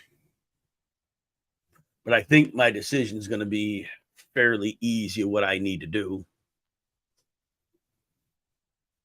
And right now we have Curtis Patrick and Ryan McDowell on the board, and they have quarterback Trevor Lawrence. They went Bijan Robinson, Derrick Henry in the first 2 rounds, addressed running back in round 9 with Samaje Perine, put 4 receivers in, T. Higgins, Terry McLaurin, George Pickens, and Brandon Cooks, and then the tight ends, Evan Ingram and Dalton Kincaid. So now they're on the clock for their 11th pick in this draft. Fun draft so far, going very quickly. It's about an hour in, and we're halfway through. So I guess we're looking at a 2-hour draft. Curtis Patrick goes with the strong floor play of Jacoby Myers. Jimmy Garoppolo doesn't like to throw the ball downfield much. So as much as Devontae Adams was getting heavy downfield targeting last year, I think Jacoby Myers is going to see a fair number of targets as an underneath guy. Certainly Adams is going to see the lion's share, as we know. That's Devontae Adams. But that said, that ends up being a very strong pick for a floor play as a wide receiver 5 for Curtis Patrick. Gary Cure's on the board right now with taking 2 tight ends in the last 2 picks, Tyler Higbee and Greg Dulcich. 4 receivers, Devontae Adams, Amari Cooper, Deontay Johnson, and Elijah Moore. Running back room, Austin Eckler, Cam Akers, and David Montgomery. So an interesting running back room there. Maybe looking for a little more depth here, but as to who's on the board, that could be where the problematic situation lies. All right. So Aaron Rodgers. So now a second quarterback goes there.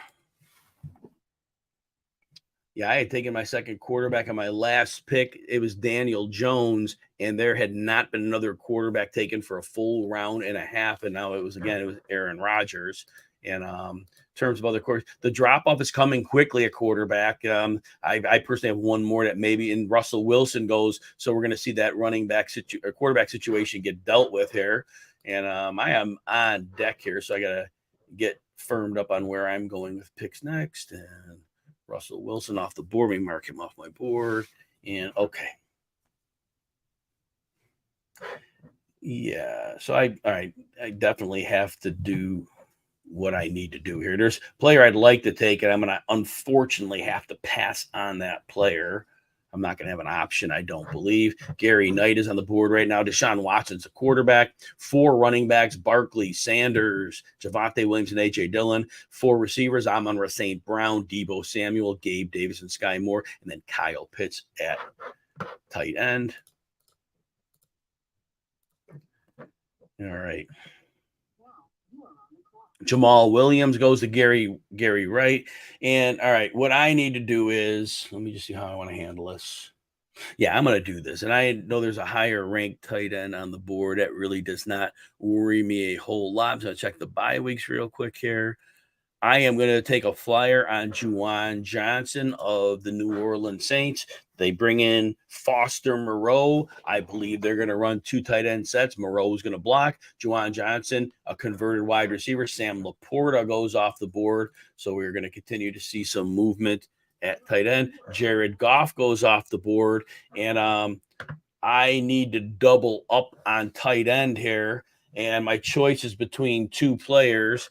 But you know what? And I don't even know if the player is good. I made this in all my announcements. But that said, I know the situation couldn't be better. So I am going to take my chance and go with a Joe Burrow player, and I'm going to go with one Irv Smith and at least give me 2 tight ends to work with. And again, I'm piecing together. It's 1.5 point per reception for tight ends. I punted the position until the 11th round, and that's the price I pay for that. But I am good with paying that price. All right, so Sam Laporta, we said, was off the board. Juwan Johnson I took. Irv Smith I took. Okay, good there. All right, Darnell Mooney and Cole Kmet go off the board. I considered Kmet. I totally considered him. But I think I'd rather be attached to Joe Burrow than Justin Fields at this point. And I know there's a great chemistry with Kmet and Fields, so the pick is strong. But I'm going to take my shot again on that offense and just see what happens. The middle of the field was very open for Hayden Hurst last year. Teams will often double Jamar Chase. Sometimes they'll put extra attention on Higgins, and as a result, the middle's open. Teams are willing to let the tight end beat them. And I know Tyler Boyd, I'm surprised his targets were as low as they were last year, but they were. All right, moving through this draft, we are now in getting close to the middle of the 12th round. In terms of quarterbacks, there are 3, 4, 5, 6 teams have 2 quarterbacks. It's a best ball league. So if there's injury or bye, you have to have another option. And then obviously 6 teams have 1 quarterback. In terms of tight ends, we are seeing teams loading up on them now. Matter of the Killer Clowns, who picked 12, have 3 tight ends. There are still how many teams with 1 tight end? And it's smart. This is what you do, right? When you take your tight end early, you don't necessarily have to need the second one. Now, John Paulson at number 1 took Kelsey first and then came back with George Kittle, but wanted that high value in the tight end premium league. Whereas Tyler Holder took TJ Hawkinson in the third and is not needed to address it. Doug Orth took Darren Waller in the fourth, hasn't addressed it since. Confident that Waller is going to be healthy, obviously, at this point. Kyle Pitts to Gary Knight in the fourth round and has not addressed. So 3 teams took a higher end tight end and then decided as a result they were able to play with it and let it go. And it's a good strategy. And then you get a goof like me that punts it. But I've actually targeted Juwan Johnson and Irv Smith in a lot of drafts. So I'm okay. I kind of expected. That was actually when I go into the draft, I kind of expected that was what I was dealing with. Odell Beckham just went off the board, and Tank Bigsby as well. And let's get Tank Bigsby there. And so, yeah, now we're exactly halfway through the 12th round. Draft is pacing a little bit here. Nobody's flying through the picks, but that's fine. Giving us plenty of time to talk about this. Nico Collins, strong pick. Now, Nico Collins, Zay Jones, Zay Flowers, Treylon Burks, young receiver group. But I think between them, there's a lot of opportunity, especially with Flowers and Burks. And then, Zay Jones and Collins are going to have their weeks. Collins has shown signs of breaking out. Has struggled with health a little bit, bad quarterback play, but certainly we could see an opportunity for things to come together a bit this year as he plays with a rookie quarterback. But hey, at least we don't have Davis Mills. Dawson Knox goes off the board. Again, the tight end's just going fast and furious. All right, we are. So, yeah, and then now Dallas Goedert, Dawson Knox, Romeo Doubs, actually into the 12th round. Romeo Doubs, it was a fairly decent fall. He's been going a little bit earlier in some drafts. So, a good draft value, I think, at that point. And then I've got to mark him off the board. All right, there. Oh, he went off the board. I'm just marking a few players I forgot to mark off a little earlier. Okay, sounds good. So, all right, so as we are looking through this, again, this is a best ball league. It's 20 rounds. It's pros versus Joes, 6 pros, 6 Joes, but the Joes are high stakes players, very accomplished high stakes players. So it is a very, very strong set of players. This is a winner take all in the league. And then there are 7 pros versus Joes leagues, and there's an overall champion. So if you're not first, you're last. If you don't win your league, you're last. So second place, no good. And then of course you'd like to win the overall. It's a very prestigious crown to have to be able to call that as the winner. And I can't remember, I was talking to Theo Greminger yesterday on my show, and I know he was talking about whether he won or came in second, but I know that he was like right there, whether they won, and I can't remember, as I apologize for that. But Taysom Hill goes off the board, and clearly at this stage, that's a strong tight end pick, as we're probably 20 deep at tight end off the board. Derek Carr, as we're well into the QB2 range, and as where quarterbacks are going, and near the end of the 12th round, starting quarterback, solid value there. Does have some weapons around him, which will certainly help. They do like to use 12 personnel. Last year, they were using a little too much 11 personnel in Las Vegas, so maybe Derek Carr has a fighting chance. Tyler Boyd is off the board. And Alan Lazard. So, and Tyler Conklin, where the picks are flying by here, and the tight ends are just going again. So, again, that 1.5 PPR for tight end premium is definitely a thing here. Got a few players I have my eye on here as I'm going to be getting ready to pick somewhat soon. And we are in the 13th round right now.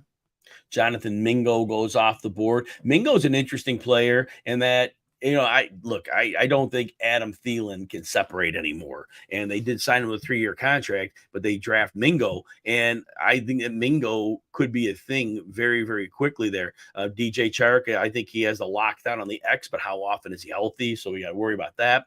But, all that. And then Terrace Marshall, he showed well as a downfield threat last year. I think it was very impressive. But ultimately, I just think that Mingo has a great chance of coming on the scene early, especially if Thielen can't get open.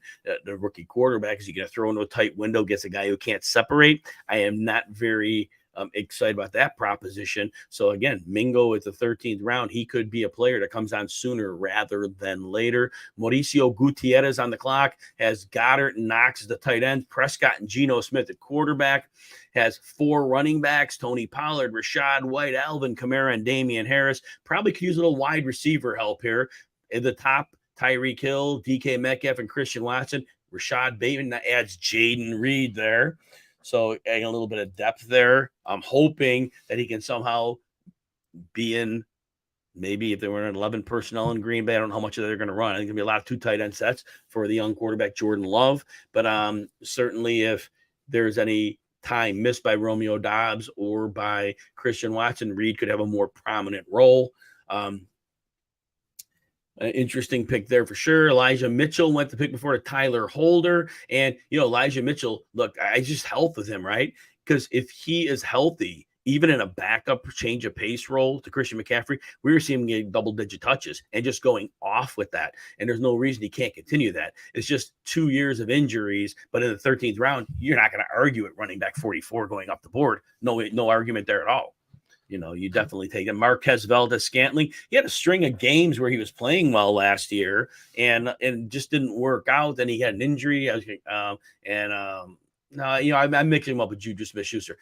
Marcus Valdez-Scantling, I think he had a string of games in the 70-yard range. They use him in the slot a lot as a deep threat out of the slot. I like the way they deploy him. I think it has a better impact as an NFL move than it does a fantasy move. And he's not to a degree, he doesn't have that explosive ability he had with Aaron Rodgers, but there are still potential for big plays. But again, I think he's more valuable to the Chiefs than he is the fantasy players, and now he's a 13th round pick. But at wide receiver 64, again, we are not arguing about wide receiver 64. Can definitely make a case for these guys.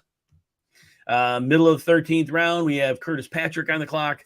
4 running backs, Bijan Robinson, Derrick Henry, and then Samaje Perine and Tank Bigsby. And then adds Adam Thielen, my friend who can't separate anymore. But, they're hoping that as a wide receiver 6, they're hoping that maybe early in the season they can force him enough targets, get him going, and maybe they think better of Adam Thielen than I do. But, again, I saw it last year. It just could not separate anymore, and that was with Kirk Cousins. And now in Carolina, maybe not so good with one Bryce Young. All right, Gary Kure's on the clock. Has a pair of quarterbacks in Lamar Jackson and Aaron Rodgers. Also has a pair of tight ends and Tyler Higbee and Greg Dulcich. Adds Jaylen Warren as the 4th running back. Eckler, Akers, Montgomery, and Jaylen Warren. Warren should get his 5 to 10 touches a game. I know there's camp buzz about him. Najee Harris was a different player after the week 9 bye. I do think that preseason foot injury was a real thing. I'm a couple picks away here. GOAT District is on the clock. Theo Greminger and Dan Williamson. They have 2 tight ends, Mark Andrew, and they just Cole Kmet with their last pick. 2 quarterbacks, Justin Fields and Russell Wilson. At running back, they punted it late, so they have Connor, Zach Charbonnet, and Devin Achane. We'll see if they try to add to their group here. I need to take a quick look. We're 13-14 here. Okay. I kind of see where I need to go. All right. So I'm in good shape there. 2 picks till I'm up, and I have a real good feel for where I would like to go with these players. Roschon Johnson goes off the clock. Honestly, I expect Roschon Johnson to be a core special teamer. And all right. So first thing here, I am going to take Tyler Algier, and I'm not going to think twice. They ran about 579 times last year. There is room for a second back to see work. So I'm going to take Tyler Algier as my running back 4. I know Bijan's going to but even if with 579 carries, if Bijan Robinson, let's say he had 60% of the carries, it's a little over 300. There's still like 250 left. Even if we bump him up, Algier could get 200 carries and Bijan could get fed all day long. But there could be times they're both on the field. Bijan could be split out into the slot. So I think there is a definite place for him to have. All right, Tyjae Spears goes off the board. I got to mark a few things here, make sure I have my board up to date. And this is 13-14 right now. Okay, so I definitely need another thing I wanted to address. Look, and I know I'm going to be the only guy on him as well. I believe the lead back in Chicago, in my mind, it's not even close. It's Deontay Foreman. He's going to be the 3rd Bear picked in his backfield. I think he's so far the number 1. It's not funny. The Bears proved last year when they could have used Khalil Herbert in the lead role, they kept him in a secondary role to David Montgomery. So I think they know he's explosive, but I think the problem we face is that he's a change of pace guy. And Roschon Johnson, when they drafted him, the first thing they talked about was leadership. Second thing they talked about, special teams. Third thing, he could pass block a little bit. To me, core special teamer. He's a culture guy. Maybe he'll become something down the road, I don't think Roshan Johnson is much of a factor. Now, maybe I'll chip in on a few passing downs for pass pro, but I think Khalil Herbert will be fine. Foreman played extremely well half a season when Derrick Henry got hurt 2 years ago. Last year, if they traded McCaffrey, he played extremely well in his role. All right, let's see. Jake Ferguson goes off the board. Player I would have taken at the next pick had he gone, but obviously Gary Knight had one tight end, and there is not much left on the board. So Jake Ferguson, a strong pick. I would have liked to have had him as a third tight end because I think he could be better. I think he could finish the top 10 tight end. If Dalton Schultz could, playing with Dak Prescott, yeah, I think that totally is there. Trying to find Kenny Gainwell on my board. Oh, there we go. So I can delete him out. Okay, sounds good. And then I got a few players I just want to mark down here. I'm in good enough shape there. So I'm going to go back to my roster for a moment. And so now I have 5 running backs. I did need to have running back depth. I have ETN, and then I got Gibson and Cook in the 7th and 8th rounds for some PPR help in this PPR league. And then I came back with Algier and Foreman, hopefully to get floor play. But Foreman, if Foreman is, as I expect, the lead guy, and he gets the goal line work, I know Fields will get damaged there. I do think that Foreman is going to be a steal of the draft for a lot of people. My tight ends, I punted it. Juwan Johnson and Irv Smith. Would have liked to have had Jake Ferguson. Did not work out. In the other drafts that took place, he was available in the 15th round. Not here. Gary Knight needed that second tight end to Pitts and jump there. I still would have taken my 2 running backs. I think the running back position was a bigger need for me. I think the drop-off is going to be substantial as we go. So I needed to get the running backs while I could. And at receiver now, going back on my team, I have A.J. Brown and Garrett Wilson, Mike Williams and Chris Godwin. And then my 5 is Juju Smith-Schuster, who I said I believe is a very good fit in an RPO-based offense with the Patriots. Kenny Pickett goes off the board. And I'll try to tell you how many quarterbacks are here. 20 quarterbacks are off the board. So Pickett is quarterback 20. And we understand in a best ball league, which this is, you've got to get your players. You have to get 2 quarterbacks for sure. And obviously there may be a number of teams with 3 because best ball, you can't really control a lot because an injury happens, bye weeks happen. You've got to get those points. You cannot take zeros. Not the way to win in best ball leagues. This league also, as we mentioned, it's pros versus Joes. This is the 4th of 6 live drafts. There's a slow draft. And remember, if you're not first, you're last. If you don't win your league, everybody's last place. And then you want to win the overall title between the 7 leagues. So playing for that stacking could help to a degree if that's the route like John Paulson took, where he went Travis Kelce, Patrick Mahomes, and Isaiah Pacheco.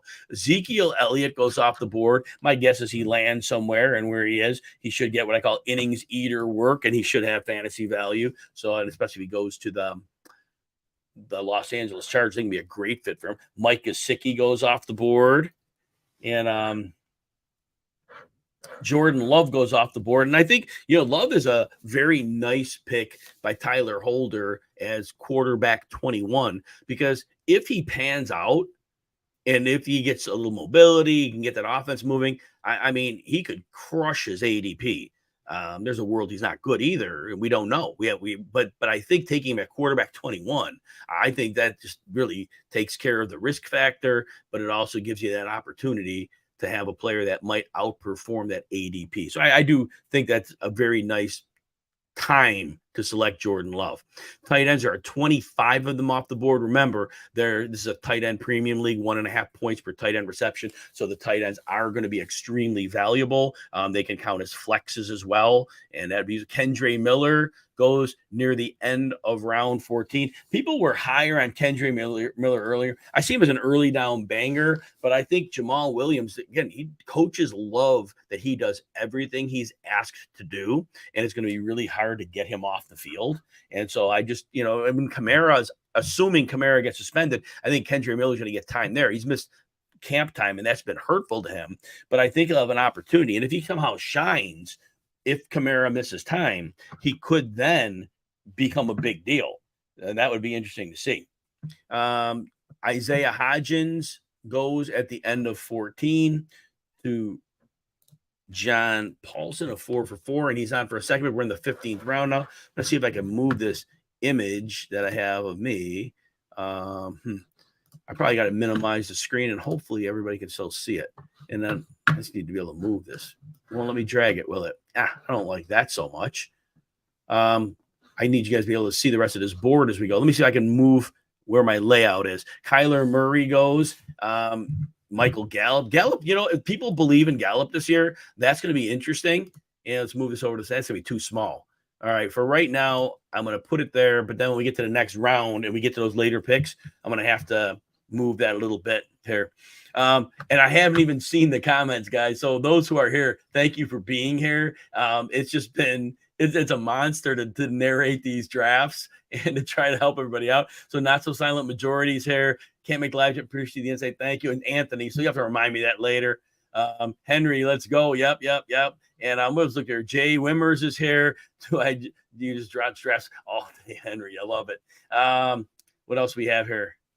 Looking through here, excited. And you got 2 and 5 in the FFPC main. Yeah, you love those FFPC. Trey McBride goes. So again, we're continuing to push the tight ends here.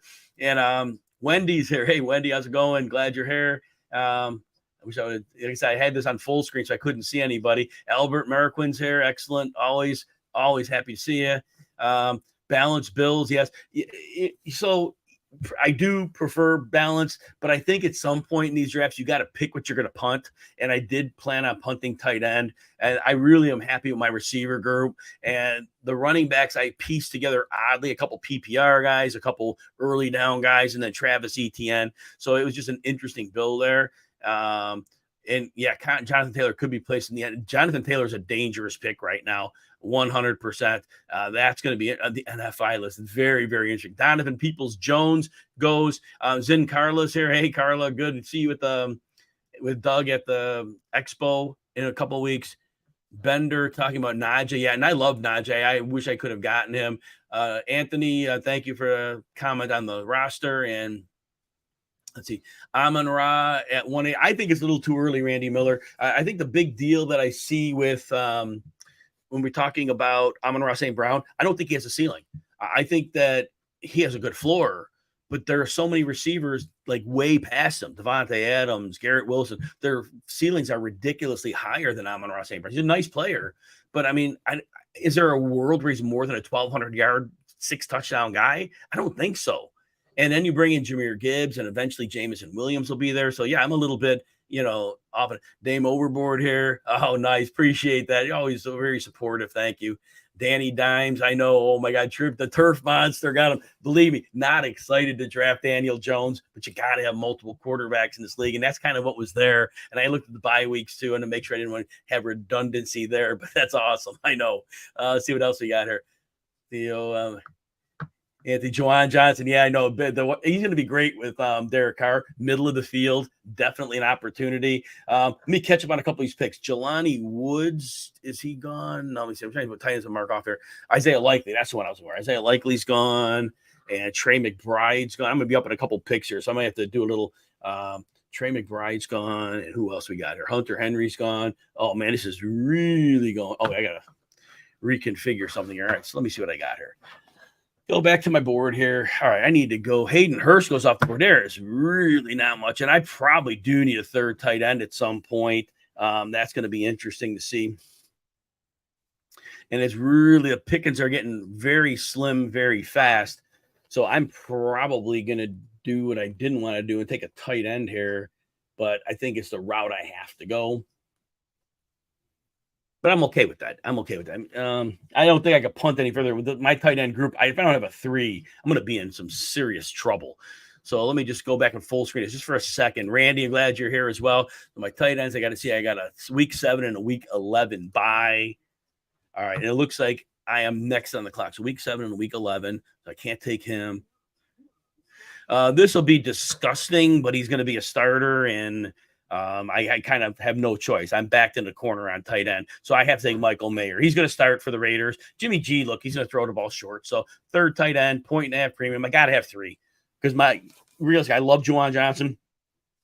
But do I know what I'm going to get from him? I can't say that with any certainty. So easy enough there. Cordero Patterson and Devin Singletary. Singletary going so late. I'm not sold on him either. So Brock Purdy goes as a third quarterback to the Killer Clowns. I think that's a great opportunity there. Now I have to move to a different position that I definitely have to address here. And I'm on the Chuba Hubbard goes off the board. He's going to miss time, right? But I do think that DJ Chark is a player. He's going to be the X receiver there. He's going to get his targets. When he's on the field, he's productive. I don't know what we're getting out of the quarterback, but I am going to take DJ Chark. This is really late, 16th round.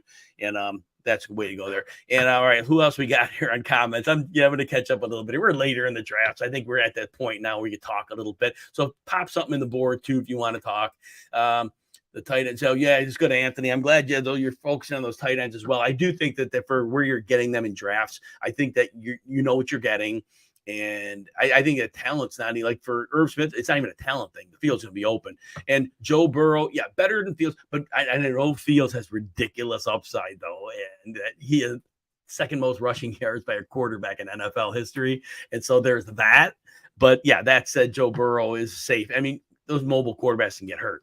Noah Fant is off the board. Algier, I know, Anthony. Algier, here's the thing, and I think I talked about this. 579 carries out of the backfield in Atlanta last year, and there's going to be 200 carries available. There's just going to be, and because they're going to use Bijan as a receiver too, so it's not going to be easy to be seeing all rushing attempts, and so that's going to be fun. And Randy, again, I'm glad you're here. Mr. Scampers, glad you're here as well. And who else we got here? Yeah. So anybody else, if you're here, check in. If I didn't talk to you earlier, check in, say hello. I definitely got time to talk to you a little bit now. When this is done, I'm going to go on the high stakes fantasy hour show. I'm going to check in with them. They're going to grill me and tell me when my team is terrible, and I get it. But it's fine. This is a great draft. Leonard Fournette goes in the 16th round. Marvin Mims. I think Mims has a lot of people to pass, but we'll see. New coach, and who knows how they view that, right? Let me see if I can. I'm gonna have to move this board in a minute. Sam Howell. It was interesting. I was listening to a rare podcast today. I think it was The Athletic, and they were talking about the point where it seems uncertain in their mind whether Jacoby Brissett or Sam Howell start. And I really don't. I think they have to see what they have in Howell. But the fact they brought in Brissett, they have Jahan Dotson, they have Terry McLaurin. I mean, they've got an opportunity to move the ball. And I know the limitations of Jacoby Brissett, but he kind of showed us in Cleveland last year, if you build something around him, he could be more than functional. And I think he definitely was. Any other comments here I didn't want to get to? And I'm sure a lot of people are in and out since then, but it looks like a lot of people hung with. So thank you for coming in here today. Really appreciate you. And if you've been able to catch my YouTube show 11 a.m. Eastern every day, but the replay is always available. It's on RotoWire YouTube, probably where you're watching right now. And again, that show, I think we bring in a guest every day. We try to give you guys something a little different. We do some training camp news and notes, talk about some players. I give you the deep dive. I always try to give you some stuff to think about. Khalil Shakir, a player I love, he goes in the 16th round. He had been falling to the very, very late stages of drafts, but I think it's a sharp pick here by Jason Barr to get Khalil Shakir. We don't know what he's going to be, but on his limited opportunity with the Bills last year, he was very effective and efficient. And I know the talk is that Dalton Kincaid is going to be the slot. I'm saying not so fast. Khalil Shakir can play, and I do think he's going to have his opportunity. And Randy, the St. Brown talk, yes. So, yeah, the hype is high because we have seen him do it, right? We've seen him play well, but we just haven't seen any ceiling. He had that now. Obviously, the end of 2021, Hockenson was out, and I can't remember. Everybody was out. All their receivers were hurt, right? And Hockenson was out, and so he was getting like 10 to 15 targets a game, and yeah, he was cleaning up, right? But then obviously the comeuppance came, and you're not going to get that target. Nobody gets that. Devontae Adams doesn't get the target share, right? And so that was never going to be sustainable. But he's a good player. But the thing is, I think you're drafting him at a ceiling. Not even that, because the guys who are like, he goes for AJ Brown. AJ Brown is a 1,400 yards, season on his resume. Stephon Diggs that probably has the same. Garrett Wilson had 1,100 yards with no quarterback play. So it's like, I get it, but these guys all have floors too, and every player could get injured. So yeah, it's just really, Amon-Ra St. Brown's a very good football player, but it's like, where are we taking him? And I think that's the bigger thing. I hope you guys can see the board here. I don't even know if it's big enough to see, but I'm probably gonna have to see what I can do about moving this. Do that. Oh, there we go. That's a little better. Oh, that's much better. Okay. Jelani Woods and Corey Davis go. Curtis Samuel late in the 60s. That's another. Richie James. Richie James could be a real thing. He could be a real thing. Anthony, you love St. Brown beginning in the middle of the second round. That is perfect. At that point, he's a great floor with a good enough ceiling, right? You sign off on that all day long. It's when you were drafting Amon-Ra St. Brown, and I'm seeing him go, like he went in the 10th pick here, and he often goes to the turn. And to me, there are too many players on the board with way too much upside. But Anthony, yes, you're getting him in the middle of the second round. Now we're talking, because now that floor ceiling combo, very palatable. But it's all about where we're drafting a player. But I mean, in the best case scenario, Jamison Williams is coming in. Jahmyr Gibbs, where is he going to get his targets? I think a lot of them are in the middle of the field. Who lives there? Amon-Ra St. Brown. Sam Laporta. They didn't have good receiving tight ends. If they love him, he's going to get some targets in the middle. This is all cannibalizing, potentially, one Amon-Ra St. Brown. Doug Orth is in the house. Doug is drafting from the 3 spot. Doug, I'm just going to let you take over for a minute and talk about your draft. And I'm not even going to, you kind of tell everybody how you went about your process and what you came up with. Well, thank you for the opportunity. Thank you for stealing a lot of guys that I liked anyway. So anyway, we'll my process here. So not at all the kind of draft I was expecting. I was expecting to go receiver heavy, but second round, first round I think was pretty obvious. I wanted to get Cooper Kupp has been the top scoring receiver in FFPC the last 2 years, points per game. Obviously, he had the shortened season last year. Jonathan Taylor, that was more of a pick of, sure, I like him. I don't care so much about the current situation in Indianapolis. I wasn't going to let Danny or John Paulson pair Justin Jefferson and Jonathan Taylor, or Travis Kelce and Jonathan Taylor. That's disadvantageous to me. Stevenson, I thought was another value pick. Waller's been somebody I've been eyeing most of the year, and I'm not going to go through each of the picks here, but Waller's somebody I'm targeting as one of the last very good tight ends. DJ Moore is somebody I've got as wide receiver 20. I was hoping to get him more as a receiver 3, but so be it. I love the connection that it sounds like Justin Fields and him are building. And I'll go last but not least, Dameon Pierce. I love the fact that San Francisco's got the running game, or Houston's got the San Francisco inspired running game coming, there this year. I think that's I think outside zone I think the amount of outside zone I expect them to run is going to fit Dameon Pierce to a T. Yeah, it's overall. I mean, I like your roster build. It looks like you are ready to compete. I like the way you piled up some running backs late in the draft. I'm going to be on the clock in a moment here. Mr. Sure Scampers, if you love Amon-Ra St. Brown, take him all day long. The crowd is taking him. The crowd is taking him late first round. Very, very common. Like I said, I just don't see a ceiling, but I don't have no monopoly on the truth, and we know that, right? There's a million different outcomes here, and the world thinks Amon-Ra St. Brown is going to be the stuff. And because they're taking him there. So I totally get it. I am one pick away from being up here. And all right. So you know what, Doug, I'm going to have fun with this pick here. I am going to take me some Tyquan Thornton here. Yeah. Okay. So I'm glad we're going to get a chance to talk about Thornton here. So I was doing some reading a couple of days ago, and tell me what you think about this. Of course, Bill O'Brien's the new OC there, or the new old OC there in New England. The article I was reading wanted to compare the Tyquan Thornton's speed and game to Will Fuller, who, of course, Bill O'Brien had in Houston. And they attributed some of Will Fuller's success to reducing the split and having Will Fuller run basically not out of the slot, but kind of quasi-slot routes, using his speed to kind of weaponizing his speed more from the inside than as opposed to a true perimeter attack. What do you have? Any thoughts about that?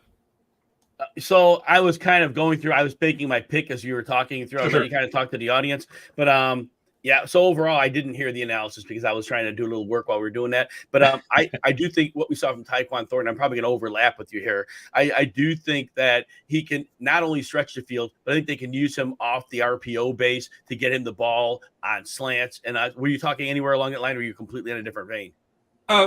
Some carryover. What I was talking about was how this article I was reading was basically comparing or hypothesizing that the Bill O'Brien was going to use Tyquan Thornton in the same way he did Will Fuller when they were in Houston together. I did hear that. Oh yeah, I did. Yes, and that would be really wise, right? Just to get him down the seam of the defense. Can Mac Jones operate at the level that we saw Will Fuller when he was with Deshaun Watson?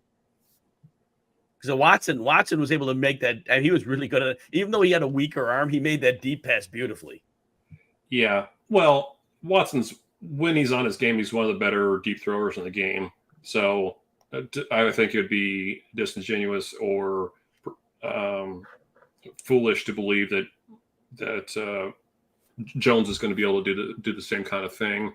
With that said, Mac Jones can throw a decent deep ball. I mean, I remember he had Jamison Williams. He had Jalen Waddle there in Alabama. I believe he had both of them at the same time. He did all right with those guys. So yes.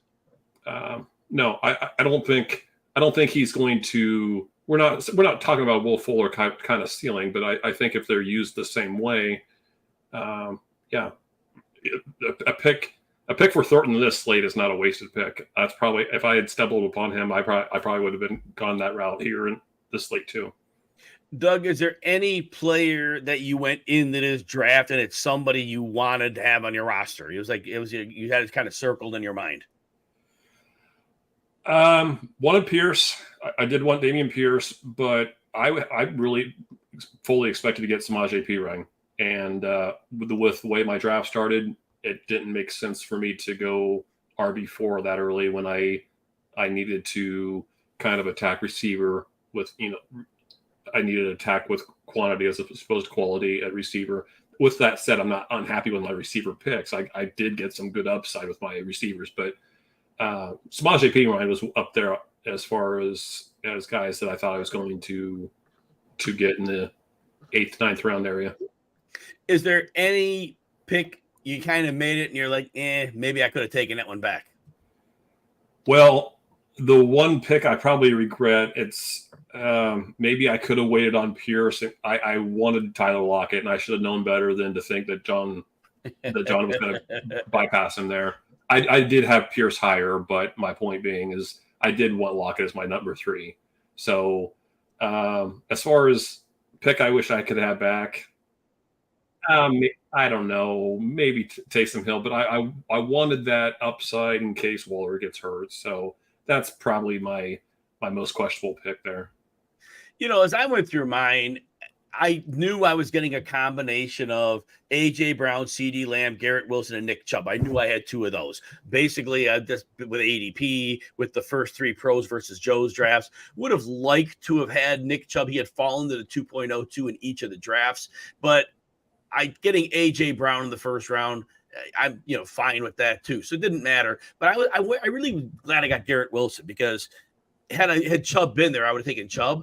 I want to be part of this Garrett Wilson thing, because I believe he's a superstar, and I believe that with horrible quarterback, he caught 82 of 147 targets. It was terrible. And Doug, you just kind of made a late pick on Sean Tucker. Hey, tell us a little bit what you think about Sean Tucker. He has the congenital heart thing. He was 7th round or undrafted. Was he undrafted or 7th round? I think undrafted, maybe. Undrafted. But yeah, so go ahead. Tell us a little bit about Sean Tucker. Why you like him? Well, my analysis is the people are calling him Baby Nick Chubb, so there you go. That's all. No, anything more than that. I have my questions. I mean, I acquired a dynasty share of Rachaad White here, a month or so ago.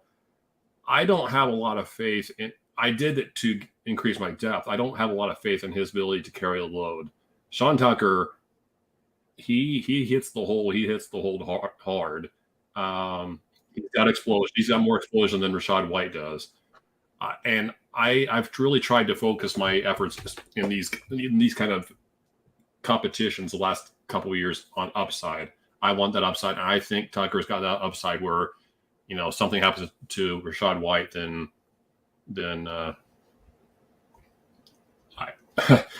I think he's the next man in line, regardless of what they say about Keyshawn Vaughn or Chase Edmonds right now. No doubt about it. And Keyshawn Vaughn couldn't break tackles to save his life. And I know the line was horrible, but he's so slight in the lower body. Yeah. I just don't see him holding a sustaining role. Maybe as a receiver, he'll be okay. I was not impressed with what I saw last year. I think there is a very good chance he's being drafted as if he's an unquestioned bell cow. Now I know he's going in the 7th round in drafts like this because people realize certainly he's not the players who are above him in drafts, but he's being drafted pretty confidently as the guy, and I don't see it. Doug, I have a real strong stance on the Chicago backfield, and nobody agrees with it. What's your stance on the Chicago backfield? I think Herbert's far and away. No, not far away. I think Herbert's the guy. They will do a committee, but I don't have a lot of faith. And we talked about this at draft time. I'm not nearly as high on Roschon Johnson as a lot of people seem to be. Is he the best blocking back? Sure, maybe. Okay. But how much does that really matter in Chicago, to be honest? Are they gonna give 50 targets to one running back? I don't think so. They're going to get the best runner. Then they're going to bring in the guy on 3rd down who blocks the best, and he's going to block. If we're in a points per block league, Roschon Johnson will be in good shape. But so Herbert's the clear in so much as he's the guy that I want more than the other two fairly easily. The way I looked at it, Doug, is last year the Bears had every chance to make Herbert the lead guy, but they still gave David Montgomery more work. They told me what they think about Khalil Herbert. You're a real explosive dude, but we're not giving you a lot of work. You bring in Deontay Foreman. Dude, after Derrick Henry gets hurt 2 years ago, he was very good for Tennessee the whole way through. Last year, McCaffrey's gone. Steps in for him. Played very well. He's a big, powerful back. He can catch the ball a little bit. He's strong at the goal. I know they got Justin Fields there. To me, Deontay Foreman is a much better version of a runner than David Montgomery was. Really?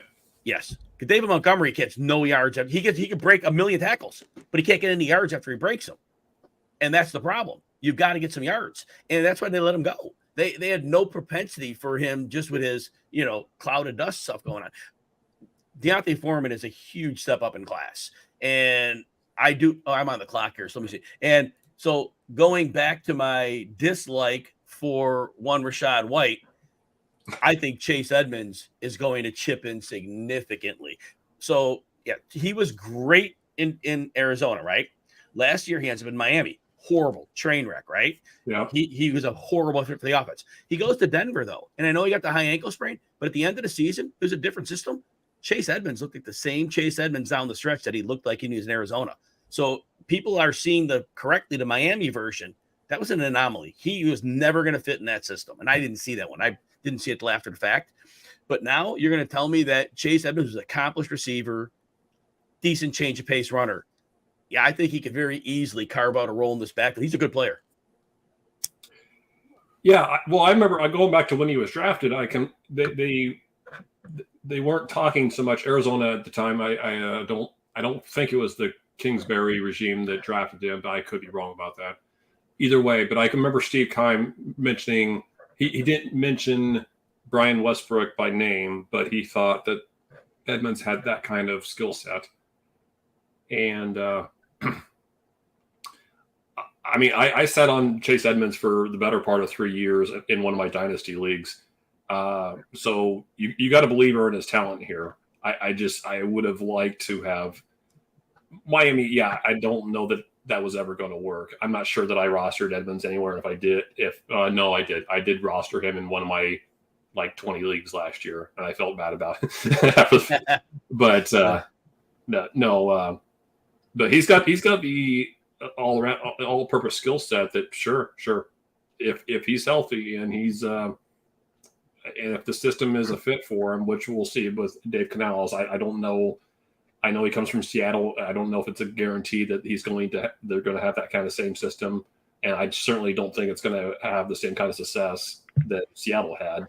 But yeah, I like the all-purpose skill set that he brings to the table for sure. Yeah, we'll see what happens. I mean, who knows? It's a crapshoot, but I don't think it's a firm backfield. And I love to take investments in backfields that I don't think are as firm as maybe the audience thinks they are. And I mean, obviously, we're shot right going to the 7th round. I don't think anybody's thinking Superman's back in the backfield. So we definitely have that going.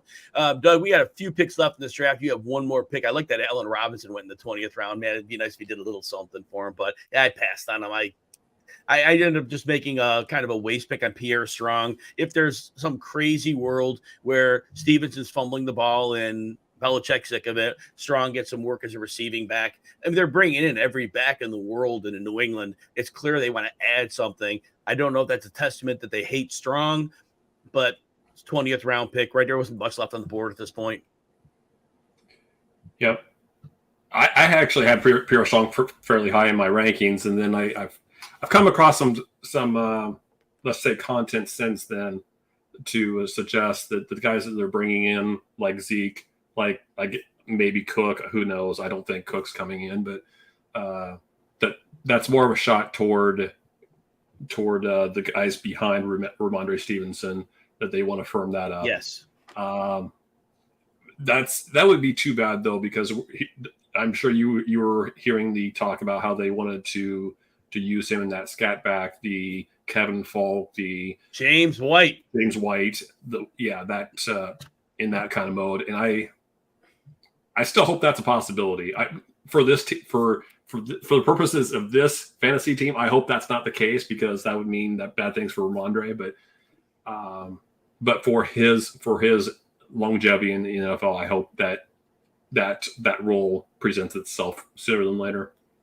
Doug, I'm glad you made it here. This draft is just about over. I got to jump on the other stream, I know, in a couple of moments. So, Doug Orth, what do you know? This week you're going to be on my RotoWire live show? Yep. I can never keep. Is it Wednesday? Wednesday morning. So, yeah, remember, catch the RotoWire Daily Live show, 11 a.m. on the channel you're currently watching. That show's on Monday through Wednesday, and then Saturday and Sunday. Doug Orth will be on with me. You'll hear a lot more about players Doug's likes in fantasy this year. Doug, tell everybody where they can find you. Yep. FF Today. I'm at Doug Orth, just like it sounds, DOUGORTH. That's what you're going to see. You're going to see most of my witty snide remarks there on Twitter, and you're going to see all my content on FF Today. Make your last pick. You got 46 seconds. Yeah. Thank God this year it's going to work out better for me. I'll tell you this in a second. I'll make my pick. Yep. So it's nothing much. Just trust me. But the reason I'm making this a point here is because last year I did the stupid thing. I went 2 quarterbacks and 2 tight ends in this draft. My quarterbacks were Brady and Mac Jones, and my tight ends were Zach Ertz and coming up short on the Houston Brevin Jordan. Sure. That really ruined the fact that I started out Justin Jefferson, had Garrett Wilson on that team, Zay Jones, Breece Hall got hurt. But my point being is I learned my lesson. I'm going 3 of each, and I'll take my shots I'm not gonna go light at those positions anymore. So all right, for Doug Orth, I'm Jim Coventry. Thank you, everybody, for joining us. We'll see you on the show during the week. Everybody have a great night, and we will talk soon. Have a good one, Jim. All right, bye, Doug. Thank you. Bye. Bye, everyone.